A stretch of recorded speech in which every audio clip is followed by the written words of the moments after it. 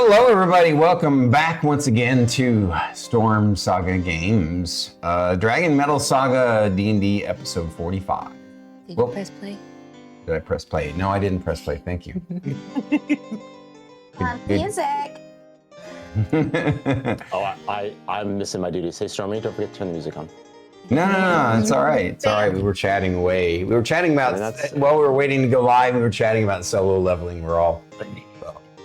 No spoilers in chat, please. Not everybody's watched everything. Yeah, we won't do spoilers for sure, but it's a great freaking anime. I have to admit, like, I'm a huge fan of Mushoku Tensei, but it's later seasons kind of went in. They're not a bad direction. It's a really, like, the first season is amazing. I'd say it's as good as solo leveling.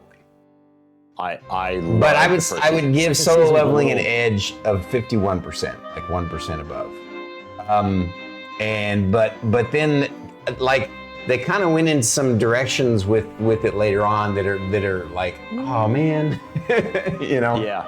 Whereas solo leveling, it seems to be going in an amazing direction, and fantastic. So it's like, I feel like it's making up for the fact that you know, so many animes do have a fantastic, like, Sword Art Online. The first season was amazing, and then the seasons after that were like, what is this? It's like a different anime. Why? Yeah, why change it? What? You guys can DM me any spoilers because I'm not watching it. She doesn't watch anything but. I don't give a shit. Yeah. What she's saying is, I don't give a shit. Yeah. Yeah, I don't watch it. You DM it to me, DM me, and then I can go, ooh, you know what happens next, and that is enough fuel to fuel me for a week. It's funny is like, like, I forgot what I was gonna say. What were you about to say? Go ahead. Like, although there is an anime that Stormy has been watching with me, it's in its second season right now. It's called The Apothecary Diary. Oh yeah. It's a really good anime. Yeah. And Druid might actually like it. Yeah, because it's not your typical anime, and the character is this quirky, hilarious, smart apothecary, and she's like a Sherlock Holmes character in a way, and it's a really great anime. I highly recommend you guys check it out. Yeah, it is on my watch list. I've heard good things. Yeah. Yes. So when are you guys starting an anime podcast? Oh, I'm not versed enough for that. I'm versed enough. Can you imagine the kind of people you'd get in?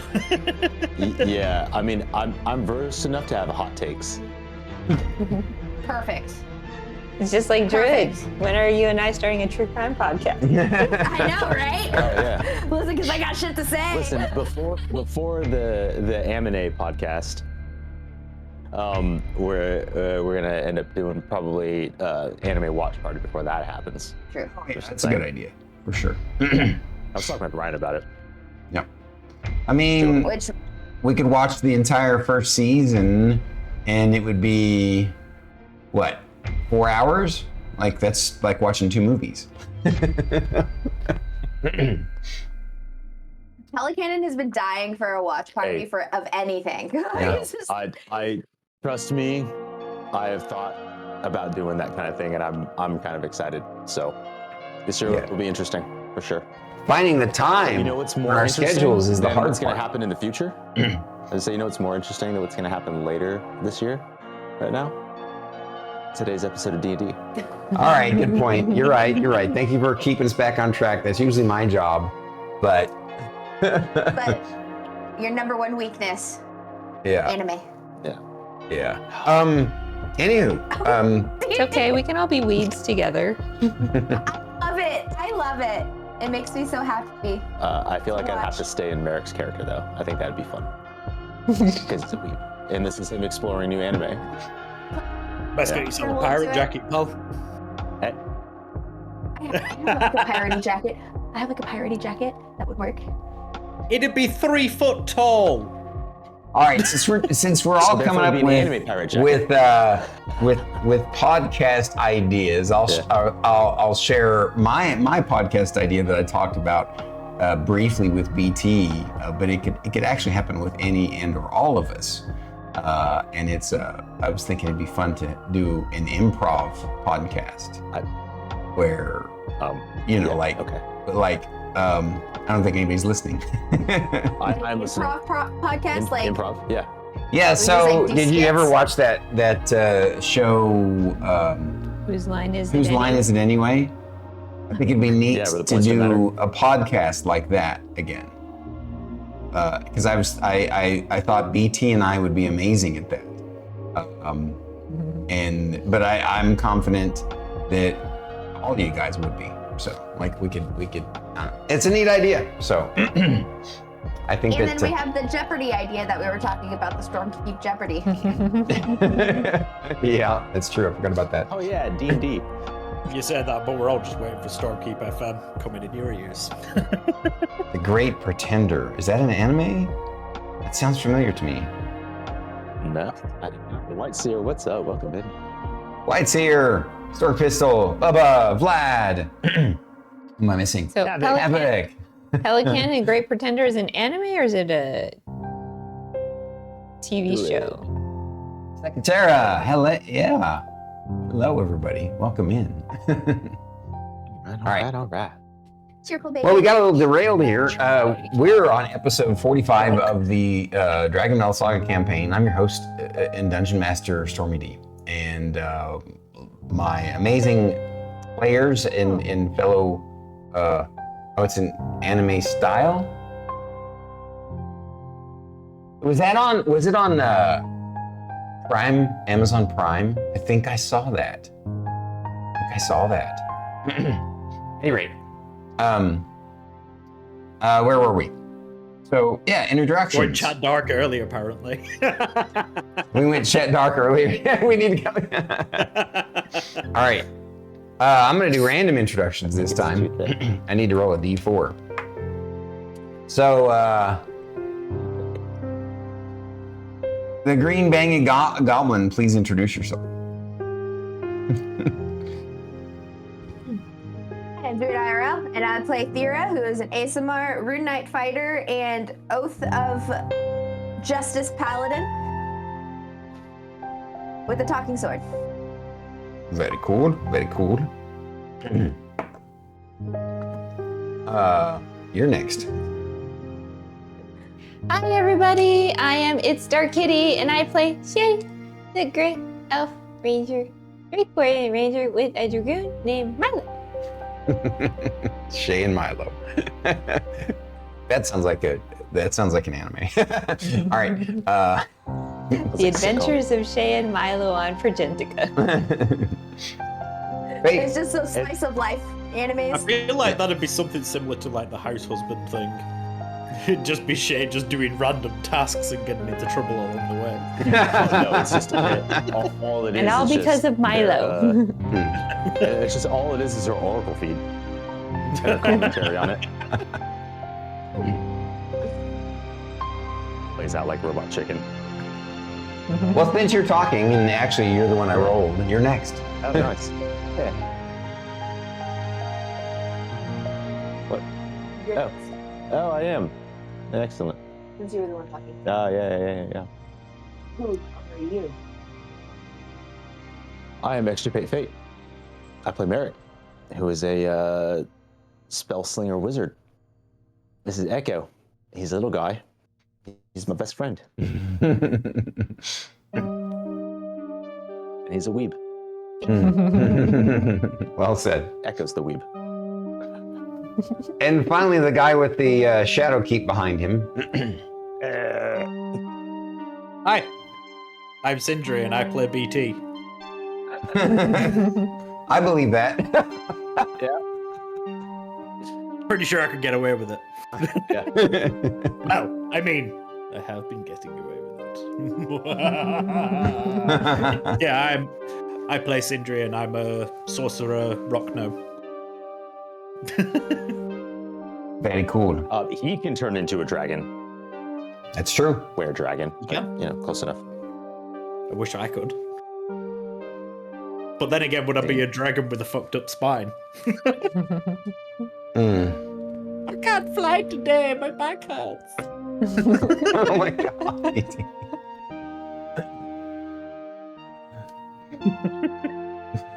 Self put downs. Here's to BT wishing he was a ferret because he's just as flexible. Yeah. Fucking limp Fucking noodle. noodle. I've been in BT mode all week, and I feel extra empathy for the man, like literally, because man, it's been rough, and the fact that he deals with this all the time, you know, I mean, I understand he has really good drugs, legal ones, by the way, pharmaceuticals, but Prescribed. yeah, but I still have extra respect for him because man, whatever messed up my back, it's slowly healing, maybe. Yeah, that's what I took from that.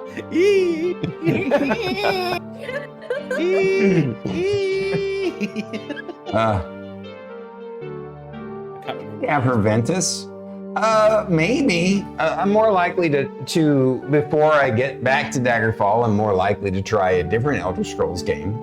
And I have Efferventus. I have streamed other games that are like Daggerfall, Monomyth, and Tainted Grail. So, but I won't say no. He's just taking a break right now. Yeah, I've taken a long break because, you know, I played it for every Thursday for 3 years straight. So sometimes you need to take a break. So recap of last week. Hi, everybody. Hi, Rusty.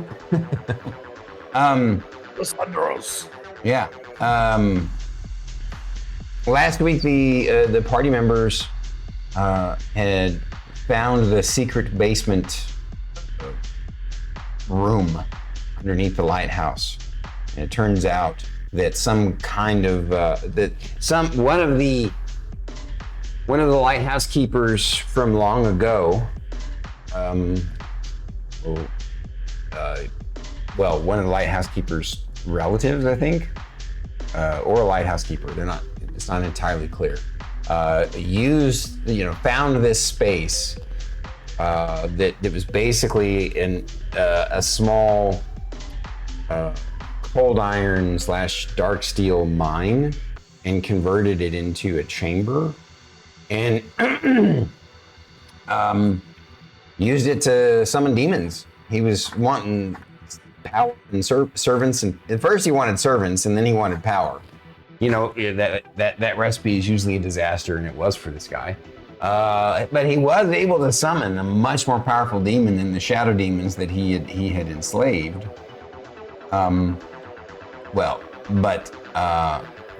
When he did summon the horned devil, he was somehow or another, it was too powerful for him, he was tricked, and he died down there. So the party members messed around with a fake false book for a while that was an actual trap meant to deter people. But they dealt with it, and they dealt with the door, and then they dealt with the demon. It wasn't, I wouldn't say it was a super challenging fight, but he hit pretty hard, and Thyra did her best tank impersonation, and she did a great job, although she also DPS'd the hell out of it too, with her paladinic skills. But that wasn't the end of it. So they thought they had completely solved the mystery of the lighthouse that had legends of being haunted for a long time. And they were resting there, ready to set out the next day to meet with their contact and let them know how the mission went. But while they were resting that night, they were actually visited by a ghost, a spirit, but not a ghost in the traditional sense, like, you know, it's an actual thing that they had to fight. Instead, it was the spirit of a long dead woman who apparently, Juliana, her lover had been one of the original builders of this lighthouse and had died during its construction. And in a fit of despair, she had thrown herself off the lighthouse. And basically, the party members didn't necessarily know this when they encountered this spirit that was knocking on the door and being generally creepy. But the Sindri made the brilliant choice to use his legend lore spell on the ghost, and they were able to figure out her story, and that was actually the key to lifting her curse and letting her be at peace and at rest. And so it really was a haunted lighthouse after all. Just the threat that it wasn't from undead. It was from a demonic presence. And that's where we left off. They were going to finish resting and get out the next day and meet with their contact to let them know the good and bad news. Did I miss anything? I don't think so. All right, let's do our recaps. Here we go. What do you know, BT? Get us started, sir. Or Sindri, I should say. Sorry. It seems a bloody good thing that I had that spell left, otherwise that poor ghost lady would have been stuck here. Possibly for the rest of time. Because I don't think anybody else knows about the legend lore spell from the way people acted about it. I wonder if there would have been another way to find out her name. But anyways, moving on from that, I am getting a bit peeved with things that have fire resistance. I need to find a way around this. Because I'm pretty sure that demon would have got a whole bunch of ass kicking if that spell had landed. Wanker. Well, suppose there's something for me to try and focus on and see if I can find a way around it. I don't think we've got much else to do here, so I suppose we'll pretty much be hitting the button soon after we go meet our contact and deliver all the items to prove what we've done. So, yeah. Merrik, what do you think's going to be in that tomb, mate? All right, Merrick's next. But if it's more undead, I'm gonna lose my fucking shit. What? We have Shae, so I'm not too worried. I'm sure everyone was just as shocked as I was that I was friendly to undead, even though I know it's not the same kind of undead as undead, but still undead nonetheless. I don't know. She seemed sweet. Or I could just have a lapse in judgment. I don't know. Either way, it's dealt with. I'm not dead. We're not dead. She's Dead. no longer dead, but dead. Anyway, She's ascended dead. she's no, moon's haunted. The other thing is Echo. I'm sorry I tried to mimic you earlier. It did not feel good in my throat. However, I thought it sent a clear message that I was angry. So thank you, and also sorry. 10 out of 10 will do it again. Wait, what are you talking about? When I screeched like an angry owl at the shadow demon. Okay. That's right. I remember now. Yeah, that was awesome.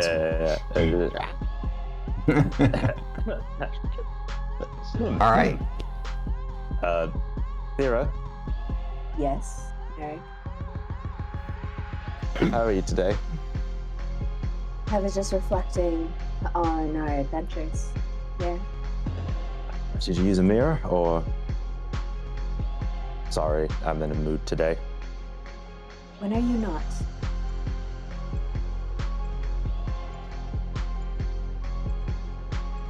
It speaks for itself.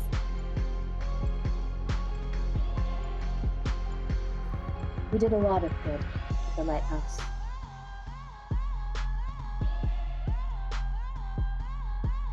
I'm thankful that we were able to do that.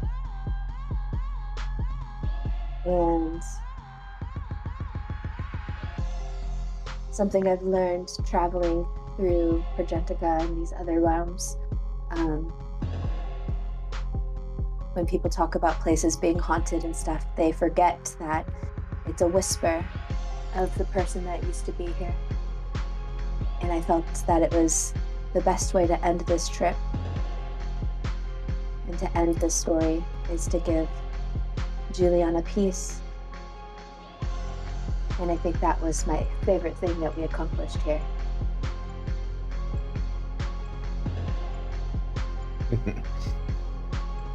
That was nice. Thank you. And 3 less demons. And what? Those are always a highlight. 3 less demons. Oh yeah, 3. Yeah, that's true.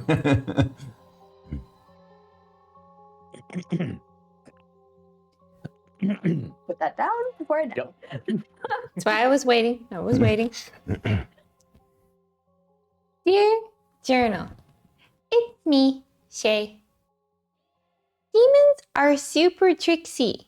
The one under the light tower looked like a person, but was not a person. Shae forgets they can do that. Make it make sense, Journal. But we defeated it and its friend, I think. P.S. Shae is super thankful she has smart friends. Without her smart friends, who knows where Shae would be? I mean, they figured out the book was a trap and that how to open the weird-looking door. If Shae was by herself, Shae would have given up or something else. P.P.S. The light tower was actually haunted by a ghost. Shae was a little uncomfortable, but Mr. Sindri told a story about the ghost and then the ghost disappeared. Does that mean Mr. Sindri is a ghostbuster? Or a ghost whisperer? Mr. Sindri is a troll slayer and a ghostbuster in my book.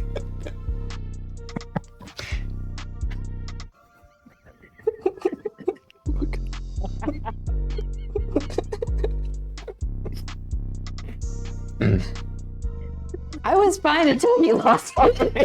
You got me.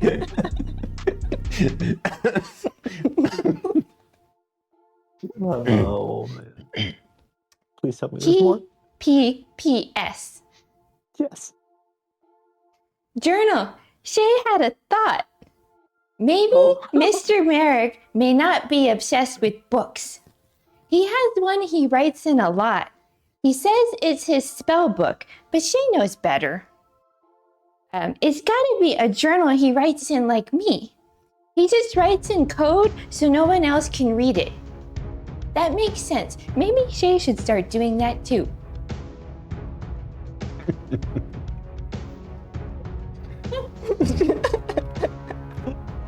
Oh, yes. Oh, fucking critical hit. Hell yeah. Fucking nat 20. Super effective. Definitely hit my funny bone, not yet. Oh, man. Oh, no, Druid fainted. Stairs. I said, oh, no, Druid fainted. Yeah, it was definitely a critical hit. Oh, well done. Well done. Oh, my goodness me. Cool. Cool. So now Sindri is a troll slayer and a ghostbuster. Mm-hmm. Hell yeah. And a dragon.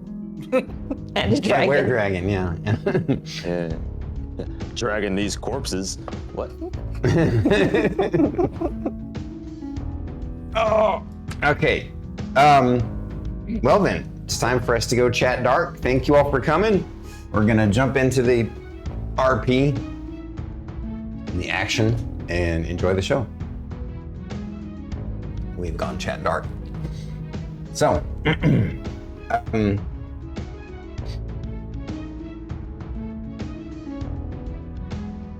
Across streams. let me ask you, did anybody want to actually have the conversation with the contact? Was there some like potential role-playing questions. I mean, I know this particular contact for this contract. You know that this person must be privy to the, since they're your contact.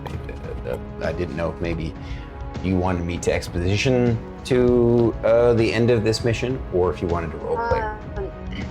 All I know is that we wanted to make sure that they knew about the mine and that we secured the cold steel mine, that we found it. Right. And it's our, and then just inform them that the bodies are in crates, in barrels, just to protect in case they were like undead, resurrected, depending, And then that was basically it. And then just making a strong case to name the lighthouse Juliana's Rest. Yeah. So also adding that we have cleared the ghost out as well. Yeah. Yeah. That wasn't part of it, but that's something else we've done on top of it. Right. So I was gonna, all right, if you're cool with that, I was gonna explain all that. I'll just exposition. You meet with the contact, who is a kind of a burly, rotund, Nordic-looking fellow, a little bit older, lots of beard and lots of hair and lots of bedding, and he's apparently a pretty well-renowned merchant in this area, including he's got a small, I wouldn't call it a fleet, but he's got a shipping company. And that's why, and somehow or another, he got in with the Omega Corps. And he, when you all were talking with him, he gave you lots of winks and stuff like that. He was sad to hear that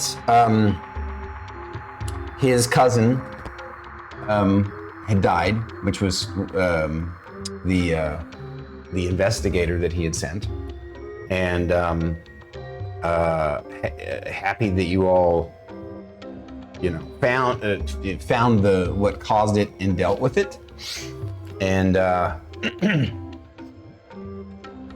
he asked you guys to stay one extra day so that he could send his people out to confirm, because it's not far away. I think I told you it was like an hour. Yeah, like an hour walk away. Yeah. So, and also because that evening he wanted to treat you guys to a feast in your honor. Not just for the fact that you did your mission, you completed it, but the fact that you went above and beyond and actually solved the old legend, and because of that, he was actually impressed by your idea that you wanted to call the place Juliana's Rest, and he's like, he will petition the local Jarl to do just that, and he says the Jarl owes me a few favors, so I'm pretty sure. Quick question, is this Thyra's Jarl? No. Okay, good. No, this is far away. Remember how I told you it was 10 days away? No, I know. I'm glad you're asking. Yeah, I'm glad you're asking. Yeah, different Jarl, different area.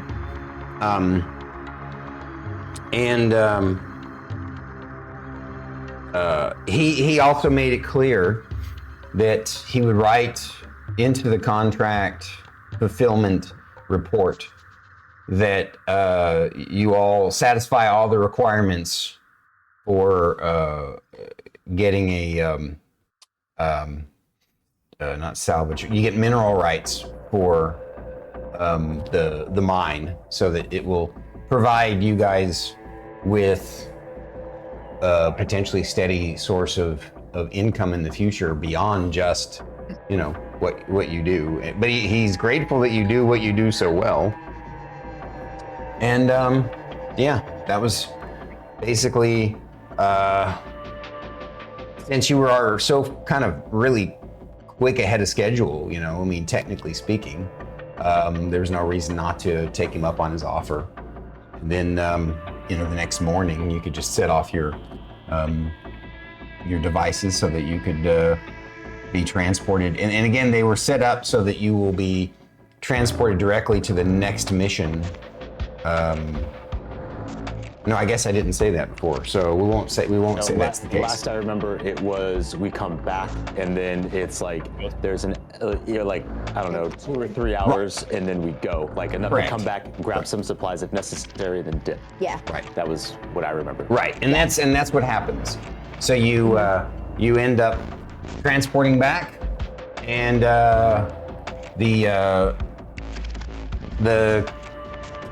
your handler goes over your mission reports, and of course looks at the report they have directly from the contact.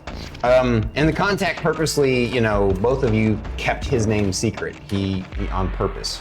He didn't like it, but he knew that it was you guys' kind of the part of the mission parameters were that his identity would remain secret. His identity on Malboria would remain secret, and he didn't like it because he was very grateful to you guys and wanted you to know his name. But he said, well, maybe if you ever come back in a different capacity, then we can know each other.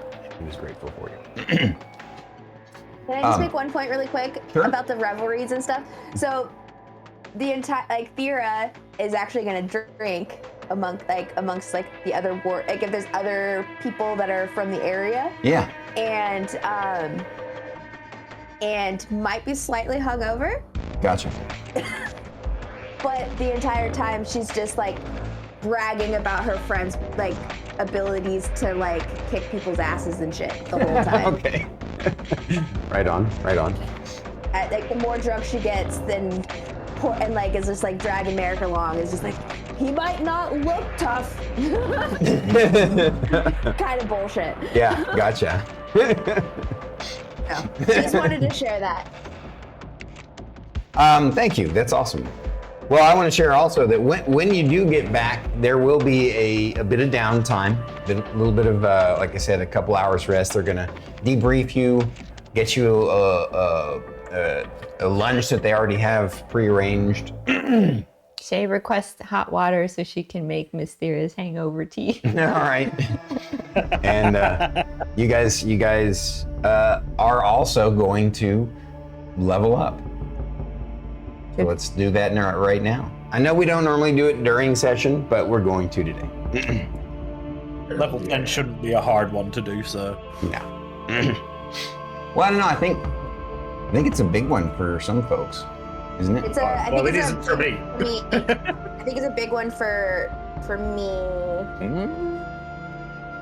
Because that means I'm level 5 now, Paladin. Well, you're level 5 in the Rune Knight, and so now you're going to be level 5 in the Paladin? Correct. Okay. Are you ready for the D6 roll? Oh, let's see the hit points. What? What'd you roll? I rolled a 1. It's the shittest roll I've done the entire time. Do you want to take my roll, or do you want to keep your roll? I'll take your roll. It can't be worse. No, it can't be worse. I rolled a 6, so there you go. Are you sure? I will actually say, do you sure you want to do that? Because that then gets my con +1 on top of it. I know. Yeah, I'm just checking because obviously I don't want you giving me too much. I know. Anytime a player rolls a 1 on their hit point total, I want you all to let me know because I want to re-roll it.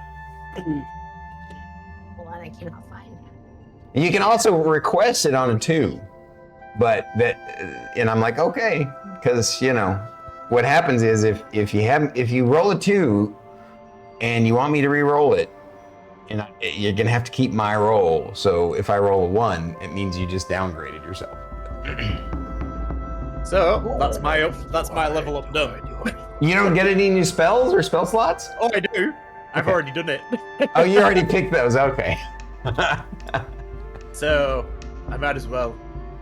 Does this change? So I've got a new meta magic option. No, What, we're at 11th level. 11th levels when he goes.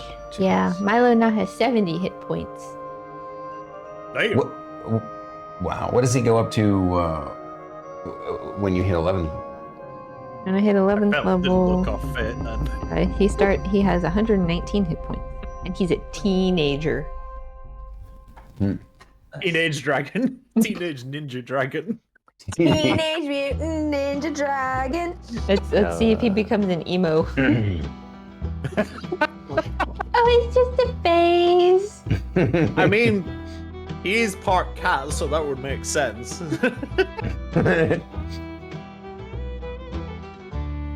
I've now got the ability to transmute my spells for 1 sorcery point.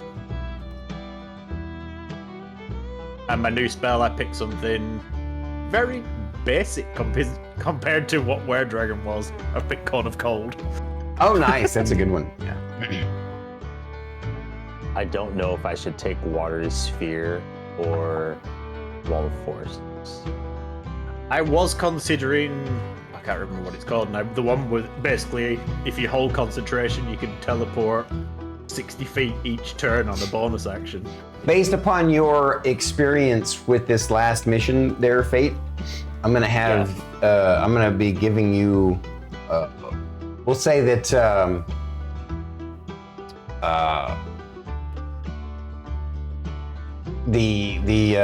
your contact in Malboria had some old scrolls, and but none of them.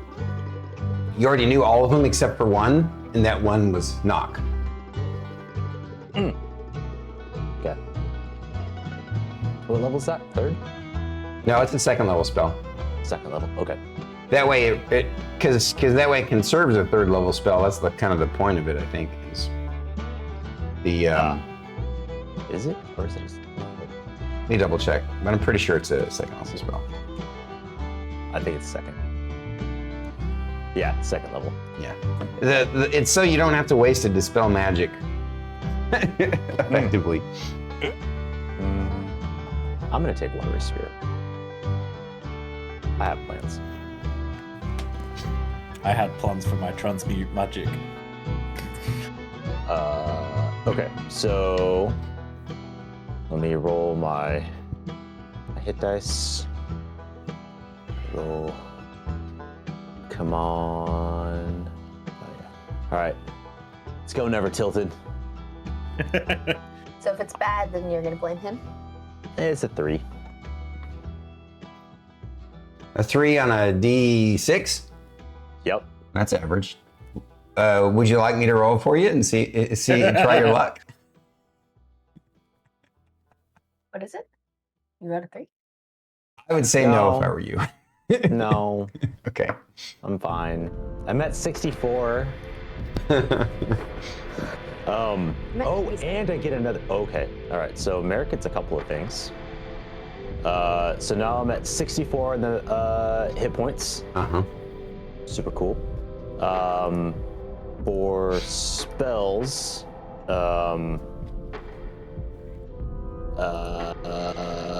aside from the Knock spell, the 2 that I picked were Watery Sphere and Synaptic Static. Gotcha. That one's super fun. And then, last but not least, I will pick additional cantrip now, Booming Blade, because that's part of my get my 5th cantrip. And then 10th level, Merrik gets Song of Defense. So you can direct your magic to absorb damage while your blade song is active. When you take damage, I can use my reaction to expend 1 spell slot and reduce that damage to you by an equal amount of 5 times that spell slot's level. Nice. Wow. So at the very minimum, you reduce, if you blow a 1st level spell, you're saving yourself 5 damage. And maximum is 25 with the 5th level. That's pretty neat. Nice. We now have 4 1st level spell slots and 2 2nd level spell slots. Nice. And I have access to Misty Step and Hold Person as spells.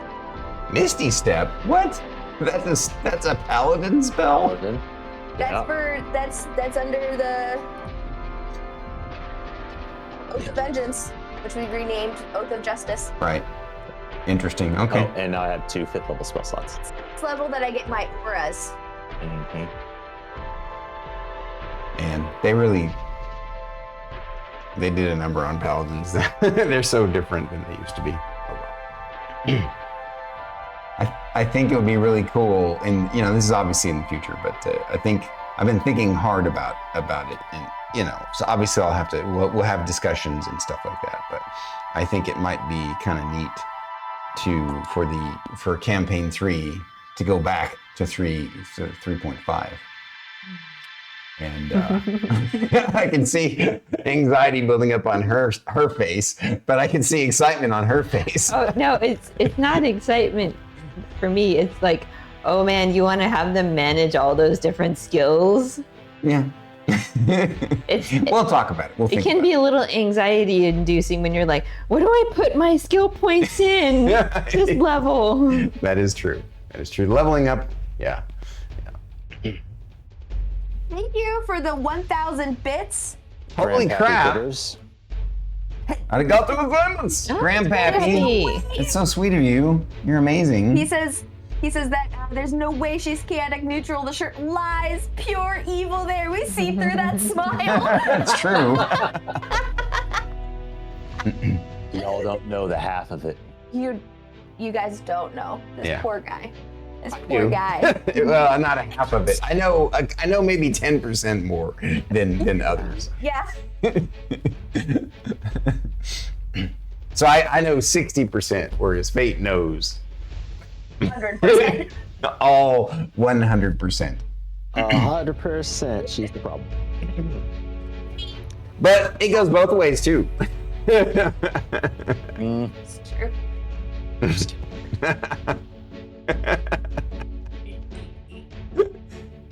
You just pulled her finger. Did she fart? Come on, fart army, do your thing. No, if I push too hard, I'll shit my pants. It's not gonna happen. Oh, God. Don't talk about shitting your pants off. I mean that's true.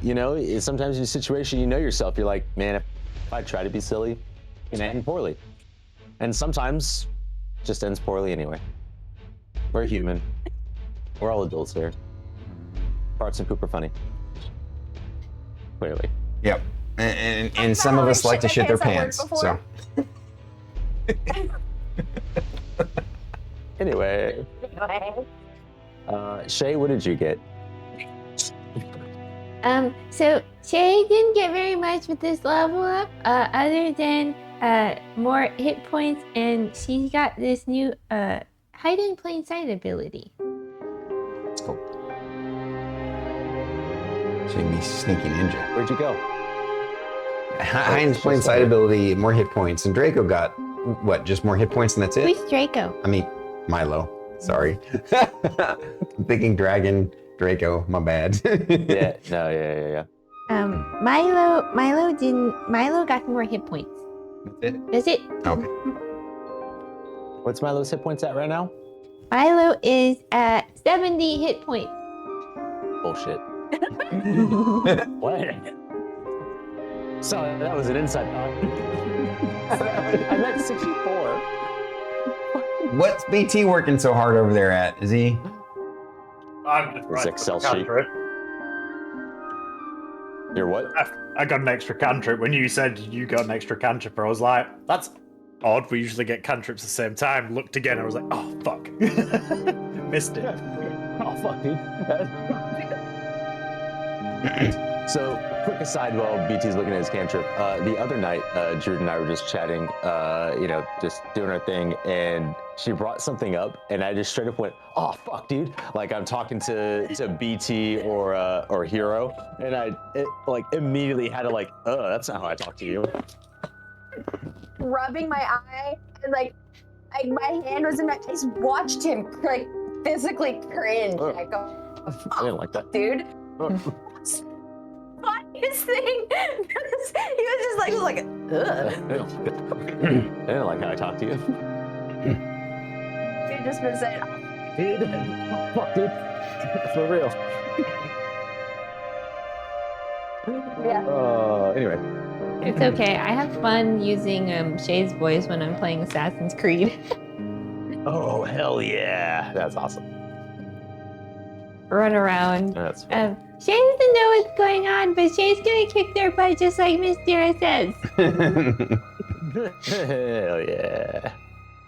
That's awesome. Right now we're only waiting on BT, right? Beautiful. Yep. Okay.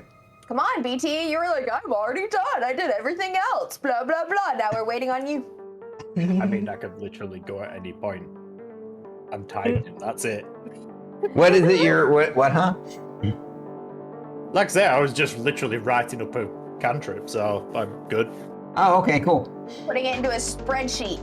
Yeah, because that's how I keep all of my sheet together. Get it? Get my All right. Of your well- sheet. Oh, man. If you guys are ready, then your characters. Ashley, Yeah. one thing. I remember I had mentioned that, do the best we can to kind of create at least a rudimentary map of the place as we go along. So I want to make sure that I have a decent enough size piece of parchment for that. Piece of parchment. Roger that. That's not a difficult thing to acquire. It's nothing crazy, but What just is it? want to put that out there. Can I get a clarification on Milo? Yeah. So it says here has your proficiency bonus +3, but actually our proficiency bonus is now +4. Am I taking the +3? Yeah. Okay. No. It has your proficiency bonus. No, wait. I thought. Right.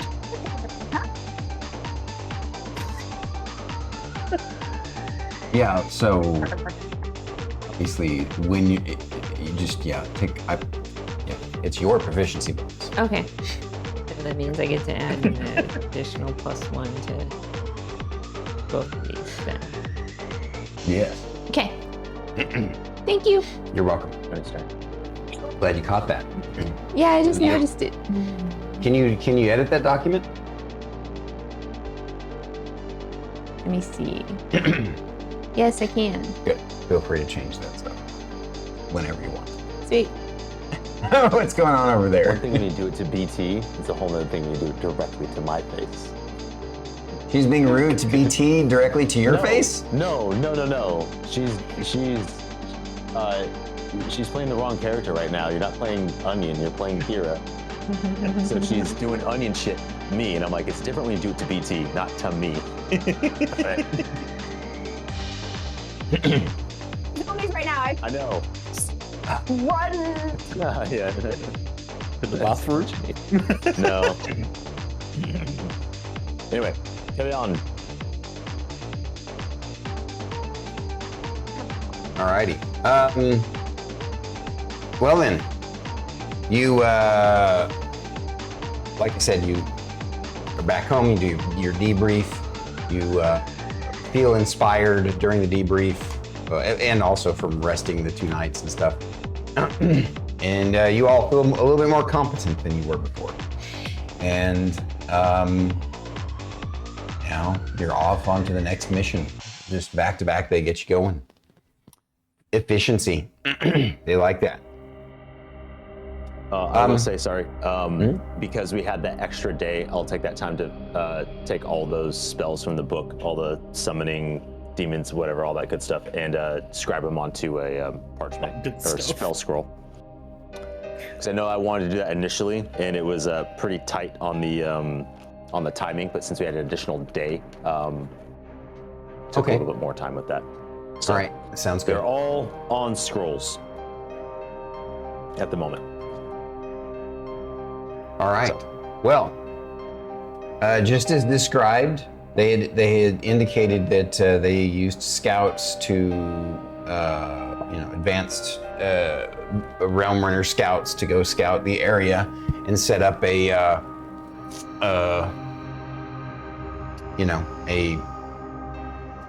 teleport point and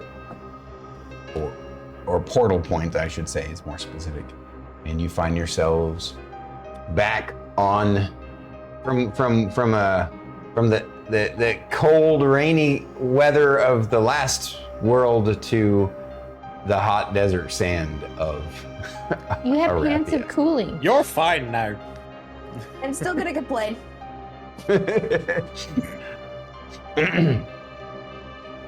She knows that it's hot. That's what matters. It's not that she has to experience it. She's got it, even though she has her own portable air conditioner in her pants. Sindri throws a sandball on her. A sand ball. So he picks up some sand to try and put it to a ball and throws, and it just. No, he goes pocket sand. Merrik has pocket You're sand. standing on a hill. Just, I want you to imagine like the dunes of the Sahara. And as far as the eye can see in all directions, there's nothing but more sand dunes. And this is, even for Sindri, this is far out into the farther out. You can see off in the distance, there's the sand dunes actually kind of seem to meld into this sandy ocean. It's got a kind of grayish color and seems to be moving and flowing and undulating. And that's, Sindri explains to you guys, is the salt sea.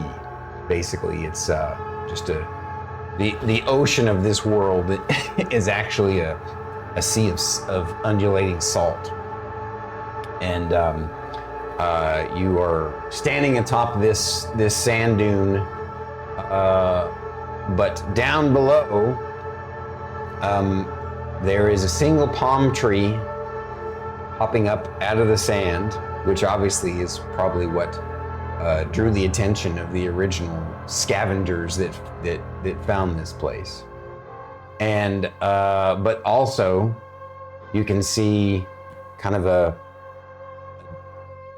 dark, shadowy hole surrounded by what looks like red.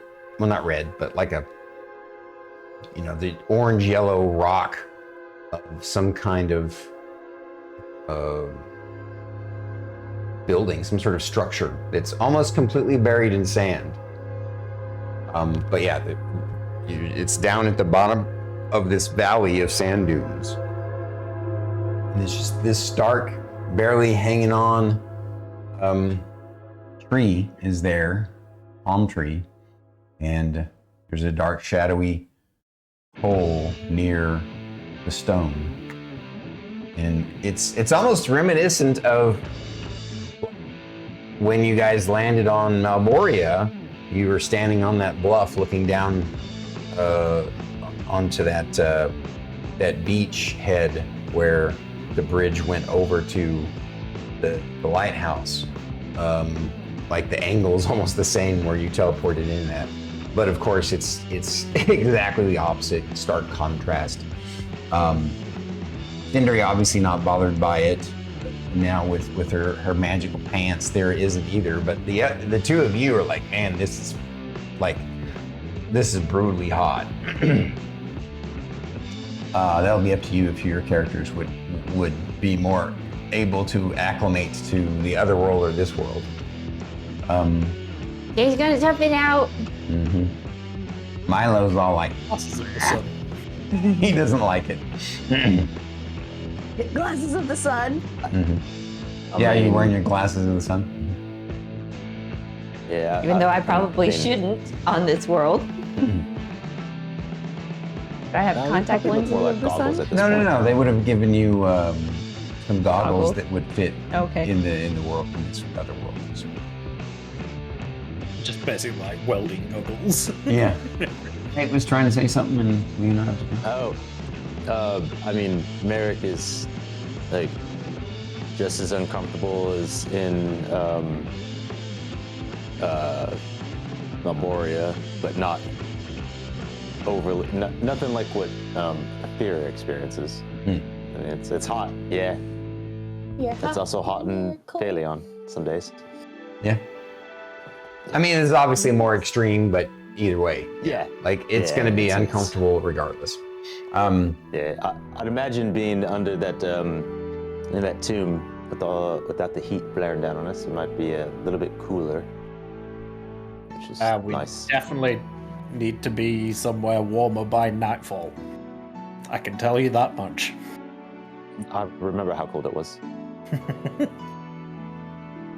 I imagine it'll be colder because we're out smack in the middle of the desert now. It's true. Hey, Shae. It's almost like a dessert at night. So No. actually, this world is a bit different than your typical desert, Sindri. Sorry to correct you, but on Arathia, it doesn't ever get cold. I thought we changed it so it did. In the backstory, right?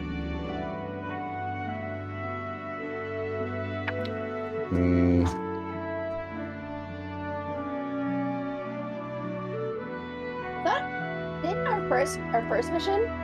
Yeah, we still got it got cold. I don't think it got like. Your first mission was, you mean your first mission to Arathia? Mhm. Yeah. mean, I think imagine it gets got cold, but it cooler, didn't. but I don't think it gets cold. You told the Sindri. I don't know. If we're retconning, we're retconning. If we're not, we're not. No big deal either way. Whatever. It's not dangerous though at night. It's like you said. It's a dessert in the desert. All right. Shae. Good.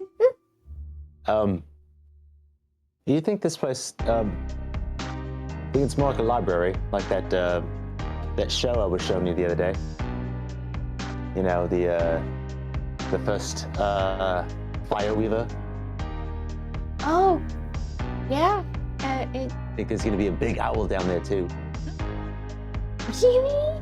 Did you hear that, Mike? I don't know. As a guess. I doubt it though. Well, we won't know until we explore. Yeah. Brownie points for anybody who knows what show I'm referencing. Last Airbender. I didn't watch it. And they go in the desert. And, oh, you've never seen it? No. I assume I think it I was off the watched a title, season but of the it. owl lighter. Oh, yeah. In one of the episodes, they go in the middle of the desert and they go down into a library that's buried under the sand, and there's a massive owl spirit that overlooks it. Oh, okay. One of the best episodes ever. Apparently that really that's stuck one in your of the mind, so it must have been. Oh yeah. Well, I mean, I've watched that show. I don't know how many times. Gotcha. I've seen clips. Seen it. I haven't actually watched the show, but I've seen clips. So, but I knew what you were talking about. Huh. Wow. Smart ass. I'm just kidding. All right. So, You said that just Here's- as I was trying to swallow my drink. he's, Ugh. I've fizzed up my nose and everything. hey, you're supposed to drink it, not snort it. I once at a party did that on purpose. It was not fun. Oh, To pee again. Jared has to go. She has to be perfect. I'll wait till she gets back and we'll start it off. Yes, I can confirm Stormy has tried to sniff soda. I was at that same party. Oh, forgot that you were there. Yep. Here, watch this. Well, I don't even remember what the event was. I don't remember what Oh, the my event was soda. either, but I remember being in the other room, and next thing you know, everybody's like, "Oh my God, Stormy, what?" And I go running in, I'm like, "What did he do?" And he's like, "Oh my God, silences!" Like, what did you do? They dared me I will to say sniff not- soda, and I'm like, "You did what?" Not proud of it, but I was dared once to snort chopped up Altoids. Ooh. Ow. Ooh, 10 out I'm of sure 10, that hurt. Do not recommend. Yeah, that was not a good time. That was a 1 out of 10. Do not snorted recommend. Altoids. I snorted Altoids once. I can confirm that you never want to do death sauce. That yeah, was horrific. Did you do that on Absolutely purpose too? horrific. Oh yeah. Someone said they owned a taser, and I would go and get it. They would go and get it if I sniffed some of this death Take a note, sauce. everybody. Notice which of the people here all said that they did something that stupid. It wasn't any of the ladies. It was all the guys. I'm not saying that women don't do dumb things, but they don't do those kinds of dumb things. That's the reason why they live longer. No, they just don't admit to them. No, I was the one that was like always trying to fight the biggest person at the party. Yeah, but I mean, that's just your personality. That's not. That's just short people. Not like guys like to do dumb things on a dare. Like, it's funny. Anywho. All right, so you guys make your way down the sand dune, sliding as much as walking, and as you get down to the bottom, it's the lone palm tree is just like, just standing kind of off to the side, and it's interesting because the stone is kind of at an angle. The stone of the wall is kind of at an angle, and it looks like it's just kind of stuck, like someone jammed it or dropped it, or it's emerging out of the sand. And you could definitely tell that someone had wiped away portions of it, because you see what looks to be a rune carved door. However, that shadowy hole you saw, now that you're down closer to it, let's have the nature lady take a stab so she can give a hypothesis of what's going on here. Nature or survival? Nature. Nature. Okay. 12. Anybody else who has nature can roll too. But, Oh wait, no, sorry, that's a 9 because nature is intelligence based, not wisdom. Oh. So I was like, nature, survival. I mean, okay, that's fine. Do survival. This would also fit too. Survival Oh, I would could- be a 20 then. Okay. I mean, we have Mr. Intelligence with us too. Well, yeah, but yeah, that's fine. I mean, Different kind of anybody who intelligence, wants to roll a hypothesis of what's going on with this kind of, you see a hole and it looks like a crack in the stone that you can kind of, anyway, I'll let you, you know what? Forget it. You don't even need to roll. I'll just describe what you kind of, your hypothesis, what you come up with, all right? Oh, because I got a 23. Okay, cool. Then the two ladies of the party kind of looking at this, figure out kind of that the door to this tomb is still sealed. So you're thinking to yourself, well, how did they get in then? But looking at that hole, if you get closer to it and kind of dig around, like look around the rock at it, they realize that at some point in time there was an earthquake here, and or potentially a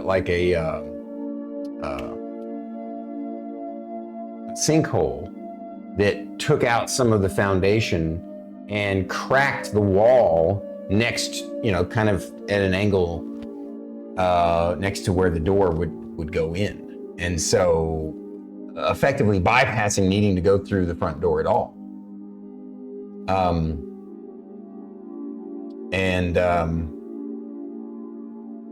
You think that everybody could probably, as long as Milo's not on your chest and stuff, you think Thyra might be a tough squeeze. Sindri can just kind of jaunter in. But everybody can pretty much kind of squeeze through this crack if they want to. But you can also investigate the door if you want to. So your options are you can squeeze through the crack, or you can investigate the door. There's all kinds of, Go ahead, Faye.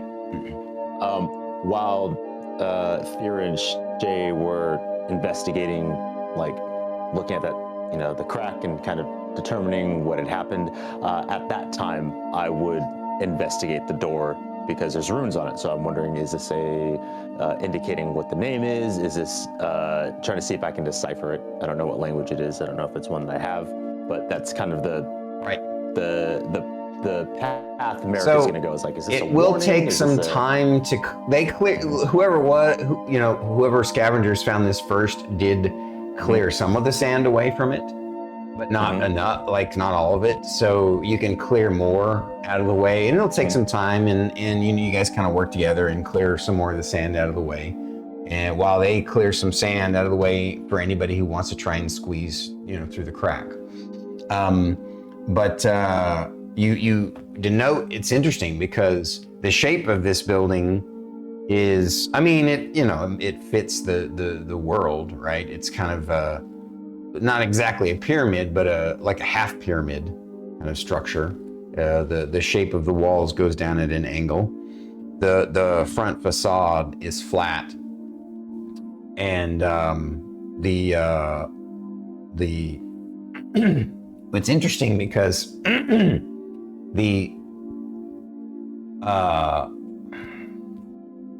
it's flat, but it's also kind of tall, and again, it's completely covered up by a sand dune. And the doorway is round, but you don't think that the door itself is round. From looking at it, it looks like it drops down from above, or dropped down, obviously, now that it's closed. But it looks round again because the opening is round to it. The runes that are carved onto the door itself are definitely of an arcane nature. And I'll let you roll an arcana here. You can roll the arcana now, and I'll tell you in a second. But as I continue to describing, you do note that at the very top of it, kind of in at the top of it, carved, seems to be some sort of message, but it's not a language that you recognize. Of the 20 languages that he knows? What'd you get on your arcana? 22. 22. So you're pretty confident that the runes of this door are basically a very powerful magical seal.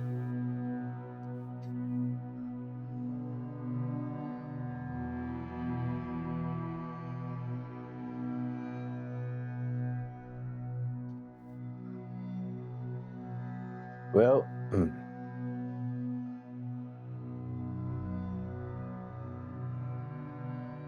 am I able to identify if, like, much like how the door underneath the lighthouse was sealed, am I able to at least identify if this was sealed to keep people out or to keep things in? At this point, you're not sure. You would probably need to, it could go either way. But you're not 100% sure. You need more information. And right now, Sindri's kind of digging around with the ladies digging in the dirt. Do you have him take a look, since he's from this world, at the... Yeah. Oi, Sindri. Oi? Yeah. I mean, it worked, I suppose, but... Oi, really? Sometimes you gotta try it. You do it every now and then. I like it. I think it's great. So, I don't quite know this language. However, it appears to be a seal of some kind. I'm not really sure if it's keeping things in or keeping things in or preventing stuff from coming in, much like the other door that we just experienced. You're from here. Yeah. You're from here. Does this make sense to you? Or more sense to you? I'll have a goosey. So, by the way, the door is pretty tall. It's like a 10-foot. Again, it's circular in opening, but it's like 10 by 10, so it's pretty tall, pretty big, and it's at the top. So, you can't quite make out the words from down where you're at. Sindri. Merrik, here's a lift, mate. I can't receive from here. Yeah. We'll do that, like, you ever seen those things where the people go up and they just like, yeah, and then pull up on shoulders. Yeah, we're gonna do that. We're like, I got you, bro. And just. All right. All right. So Sindri's now up on your shoulders, and he's looking at it. And first, it looks like holding legs. Like a bunch of gibberish common to you. Like it's common, but it's gibberish. And so then you kind of like move around some of the dirt and clean it up a little bit more, and Sindri realize that it is like an ancient dialect of common of your world, and you are able to effectively translate it, and it reads thus. Do not open this final home of Nothrax the Usurper. Doom unto all ye who enter here. Pox on all your ancestors should you disturb this hollow space. Pox. That's what it says. No. I'll repeat it again if you want. Do not open this final home of Nothrax the Usurper. Spell that with Nothrax. Doom unto all ye who enter here. A pox on all your ancestors should you disturb this hollow space.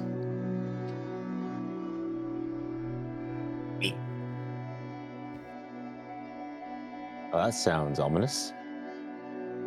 Yeah, I'm gonna say that there's probably curses involved here. So, the real question is this. Go ahead. Yeah. I'm just gonna see if I can recall anything about that name. Nope, doesn't ring a bell at all. I mean, you can roll a history check. Could be, like, if you roll crazy, if you roll like a 30, you'll know something. Yeah, I could never roll a 30. It's not possible. I didn't think so. Like, my maximum's a 22. Oh, well, never mind. You can't hit this DC, so. So then, Sindri, the question is that, well, we didn't, if we go through the crack, that means we didn't open the door. If we're not violating that curse, or that warning, per se. Second, if it's already been opened, technically, then, yeah, that makes sense, right? We'll be fine. Yeah, at this point, Raven's Edge reminds you all, didn't the mission parameters indicate that this was originally found by some scavengers who were able to enter the place, and several of them died and only one escaped?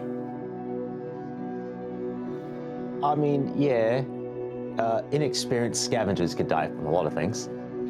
Oh no, of course, So yes. experienced. Just a reminder. No, yeah. So I imagine, whatever's probably running amok in there. Miss Thyra, would you like me to open the telepathic communication channel for the team? Obviously. Very good, Mom.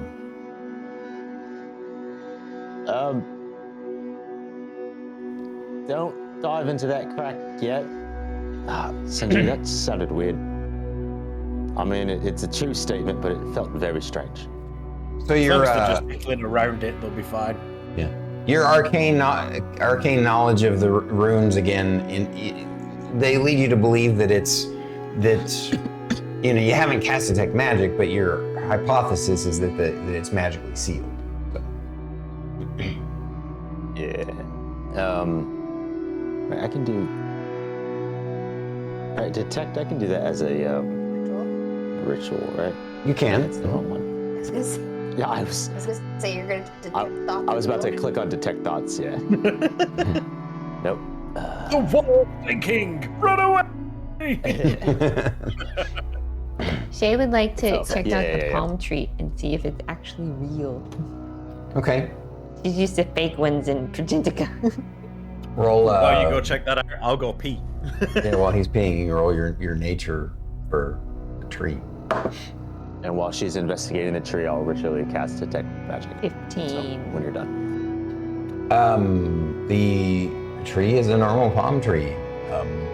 Who knows how it's seeded here and how long it's been here and how it's barely survived. But, you know, palm trees do that sometimes.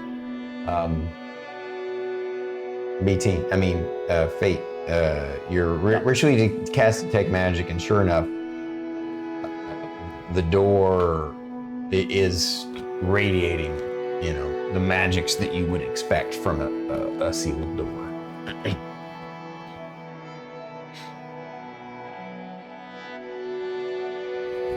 You do suspect that there are a couple of different magics on it.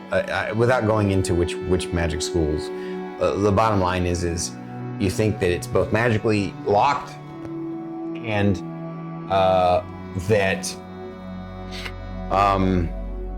if some sort of specific ritual is not enacted while unlocking this door, it would potentially, it's like a glyph of warding, but it's not a glyph. It's some sort of other magic, and it basically would curse the person trying to open the door effectively.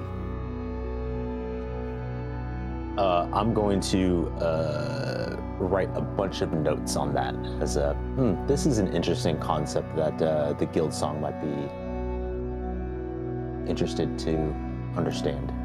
Absolutely. And take a note of that possibly yourself replicate. if you want, and remind me the next time you interplay with them, so that we can. That could be good. If I remember correctly, Sindri has secured his entrance.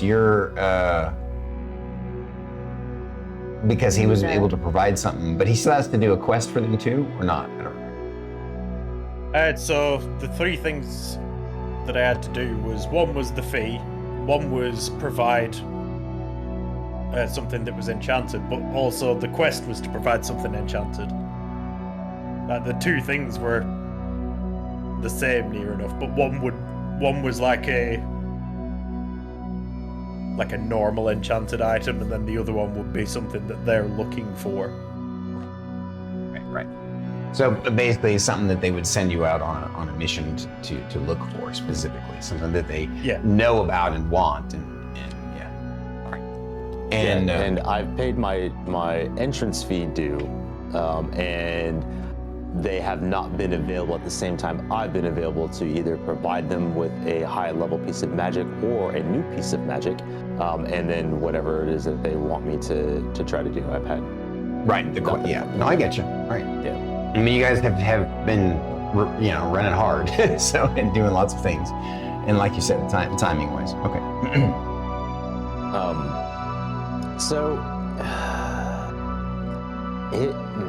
So here's my thoughts. We can either brave just going through and bypassing this door. Part of me feels that it might not be a bad idea to do that, because then the longer this thing is quote unquote sealed, less people will to come through. If it's wide open, then at the same time, I'm not 100% of whether or not, if we just decide to enter, whether entering through here will trigger that or not. I mean, it seems odd that would be written right next to it, if it wasn't for getting through there. Well, I mean, the crack was formed from whatever disaster happened. So, we're not entering the door. Yeah, just to clarify, like, this place was sealed, but it looks like a sinkhole, a combination of a sinkhole and an earthquake is what opened up this crack along the side to be able to get into it. And like, otherwise, and it's also probably what partially uncovered it from the doom that it was under, right? Because the sinkhole would have filled with the sand from the top that would have fallen down into it like an hourglass, and that's what kind of, now you have this section of it sticking out that wasn't before. Thyra, Yes. with your new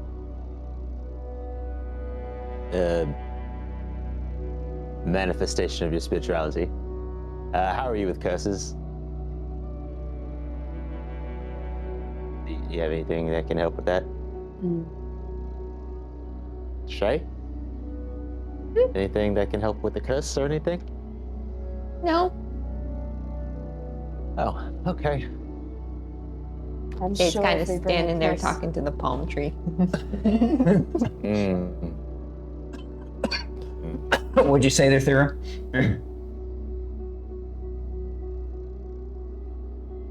I'm sure that if we bring any curses back with us, Argentica knows how to deal with that. That's if we come back after we're cursed. I mean, I have a basic understanding how to place one, thanks to that that book that we found with Wanda. But aside from that, I don't know how to stop it. Well, look at Echo. Nothing ventured, nothing gained, eh? That'll be the death of me. All right. So what do you guys want to do? Thyra's been working at trying to make sure that she could fit through the crack in the wall this entire time while everybody else has been focused. Yeah, so. she'll have to, she's been working at chipping off bits of it and clearing out the dirt and the sand, and she's pretty sure that, of course the crack goes off into darkness, and she can't really make out anything just because of the angles, but there's a chamber beyond, and you're pretty confident that, if you go last, you should be able to squeeze through. It might take you, you think it would take you about, I don't know, maybe a minute or so to slowly squeeze through this crack. Whereas everybody else can make it through in one time. I'm imagining Thyra stretching her wings out to make herself as flat as possible. Just doing the side shuffle through. And then Sindri just walks normally, Right. like it's a regular corridor. Cozy. Sindri and Milo both. Walks in, turns around, walks back out. Are you coming at what? I'll I go mean, in it's first. even pretty narrow, even for Sindri. I'll say that it's a crack that you all are gonna have to suck in the gut on. Even Actually, Milo? No, not mine. Actually, Echo, you okay with going in real quick? He looks at you wide-eyed, All right. and you're thinking, Fine. by myself? He's thinking this. He's feeling it. He's thinking, by myself? You can see in his eyes that's what he's thinking. I mean, I'm literally just a step away. Yes. He kind of pokes his head around and looks in there, and he looks at you, and then he shrugs his little wings. Come on, man. You got this.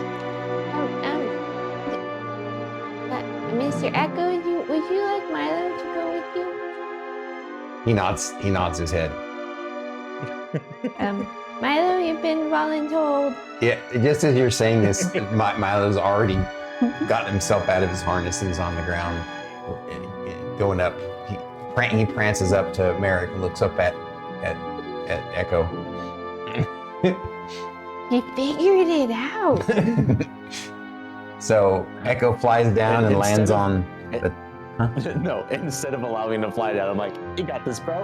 I just grab him. Oh, you just put him down there? All right. So now you got Echo Put him on top of riding the little Yeah. the little dragon kitty as a mount. Yeah, and then I'm like, all right. And then I warg into Echo. Okay. All right. And then I give a, once they make it through, kind of give a quick little synopsis of what that chamber looks like. Is it immediately clear? And during that time, I am ready to. Is it less than 30 feet?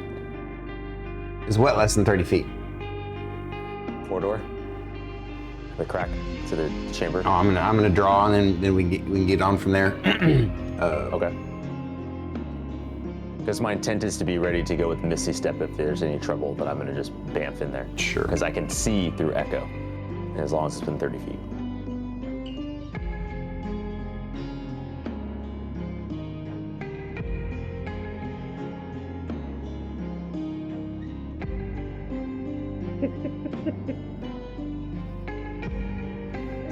Sand dune. I'm gonna make this a circle since I've explained that it's like a circle. Sandstorm. What was that? Nothing. They're just being BT and Druid. You're good. What song is this?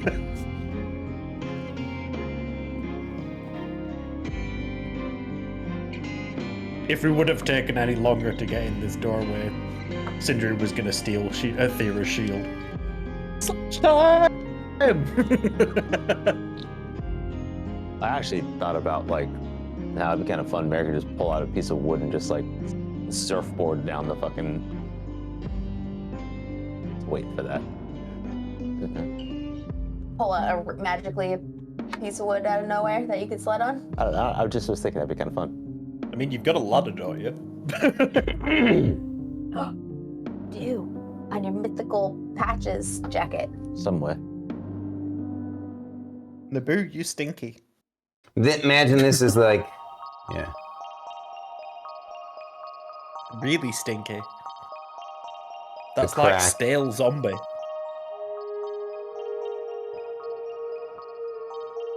The crack is amongst all this right here. That's the front door. Yep, that's the With front. the smell in this room, I'd climb through any crack Where's the right kitty? Where's the? Just not the crack of his ass.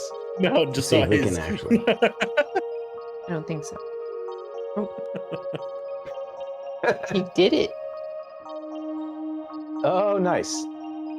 Yes. Very, very accurate. Oops.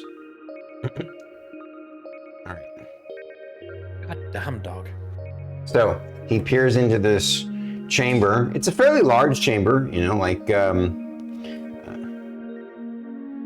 25, well, like 30 by 30 with this strange shape. It goes, at the end of the chamber, it goes in like this at an angle. It's not curved, even though my drawing sucks. Nah, we got you. And it stops, and it's basically, it looks like there's another door here that's just like this door. And this is all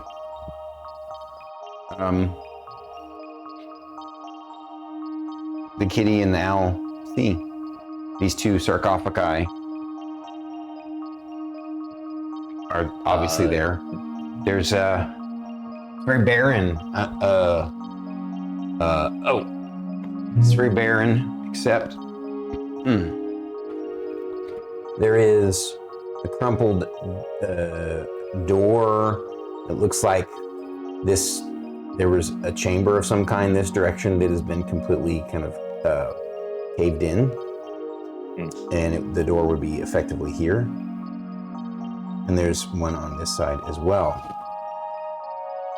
But the door, again, these doors are all, they're interesting because they're stone. They're not metal or wood. They're all stone. And from a distance, that's all I can tell you. He knows there's some kind of door looking thing over here.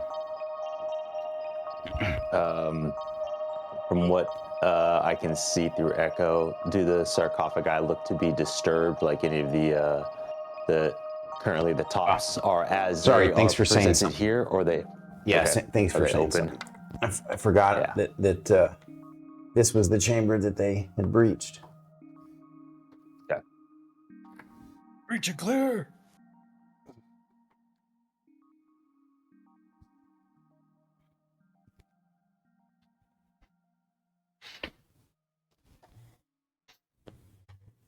That's all they see at their angle. Okay. They just kind of creep just a little bit in. I'll put the rest of the party members.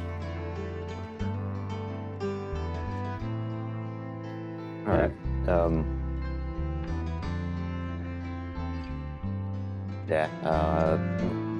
Filter my way in.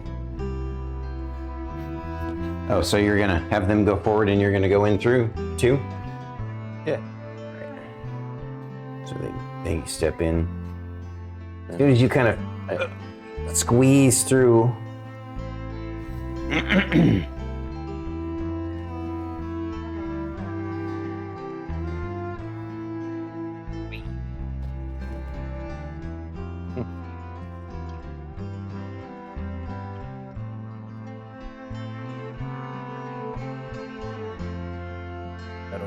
Rising up out of the out of each sarcophagi, you see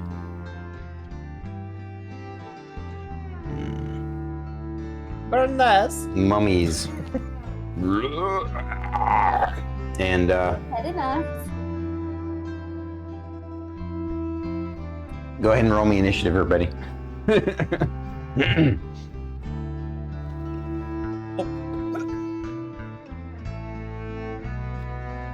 The guardians of this chamber have been summoned. They have been awoken. Mm-hmm. So did you say it was gonna take Thyra a good minute to squeeze through that crack? I did.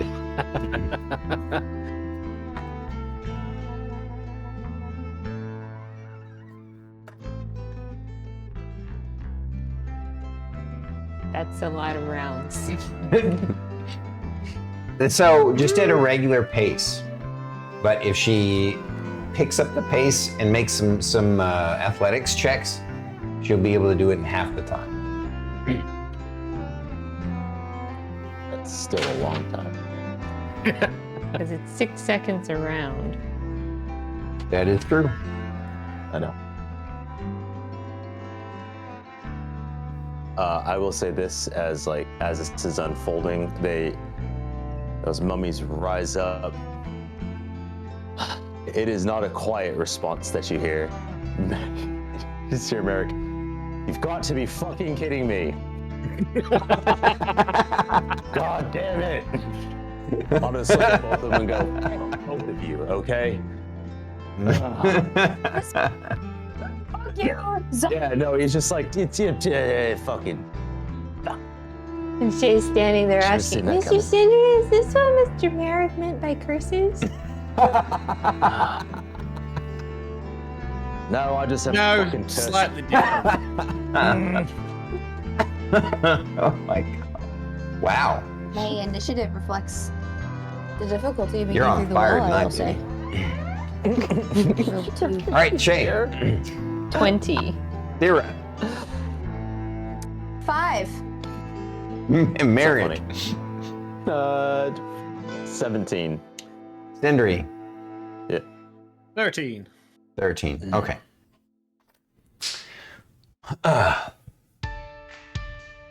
You guys hear, I mean, you hear Merrik, expletive like that, and then you also you sense, the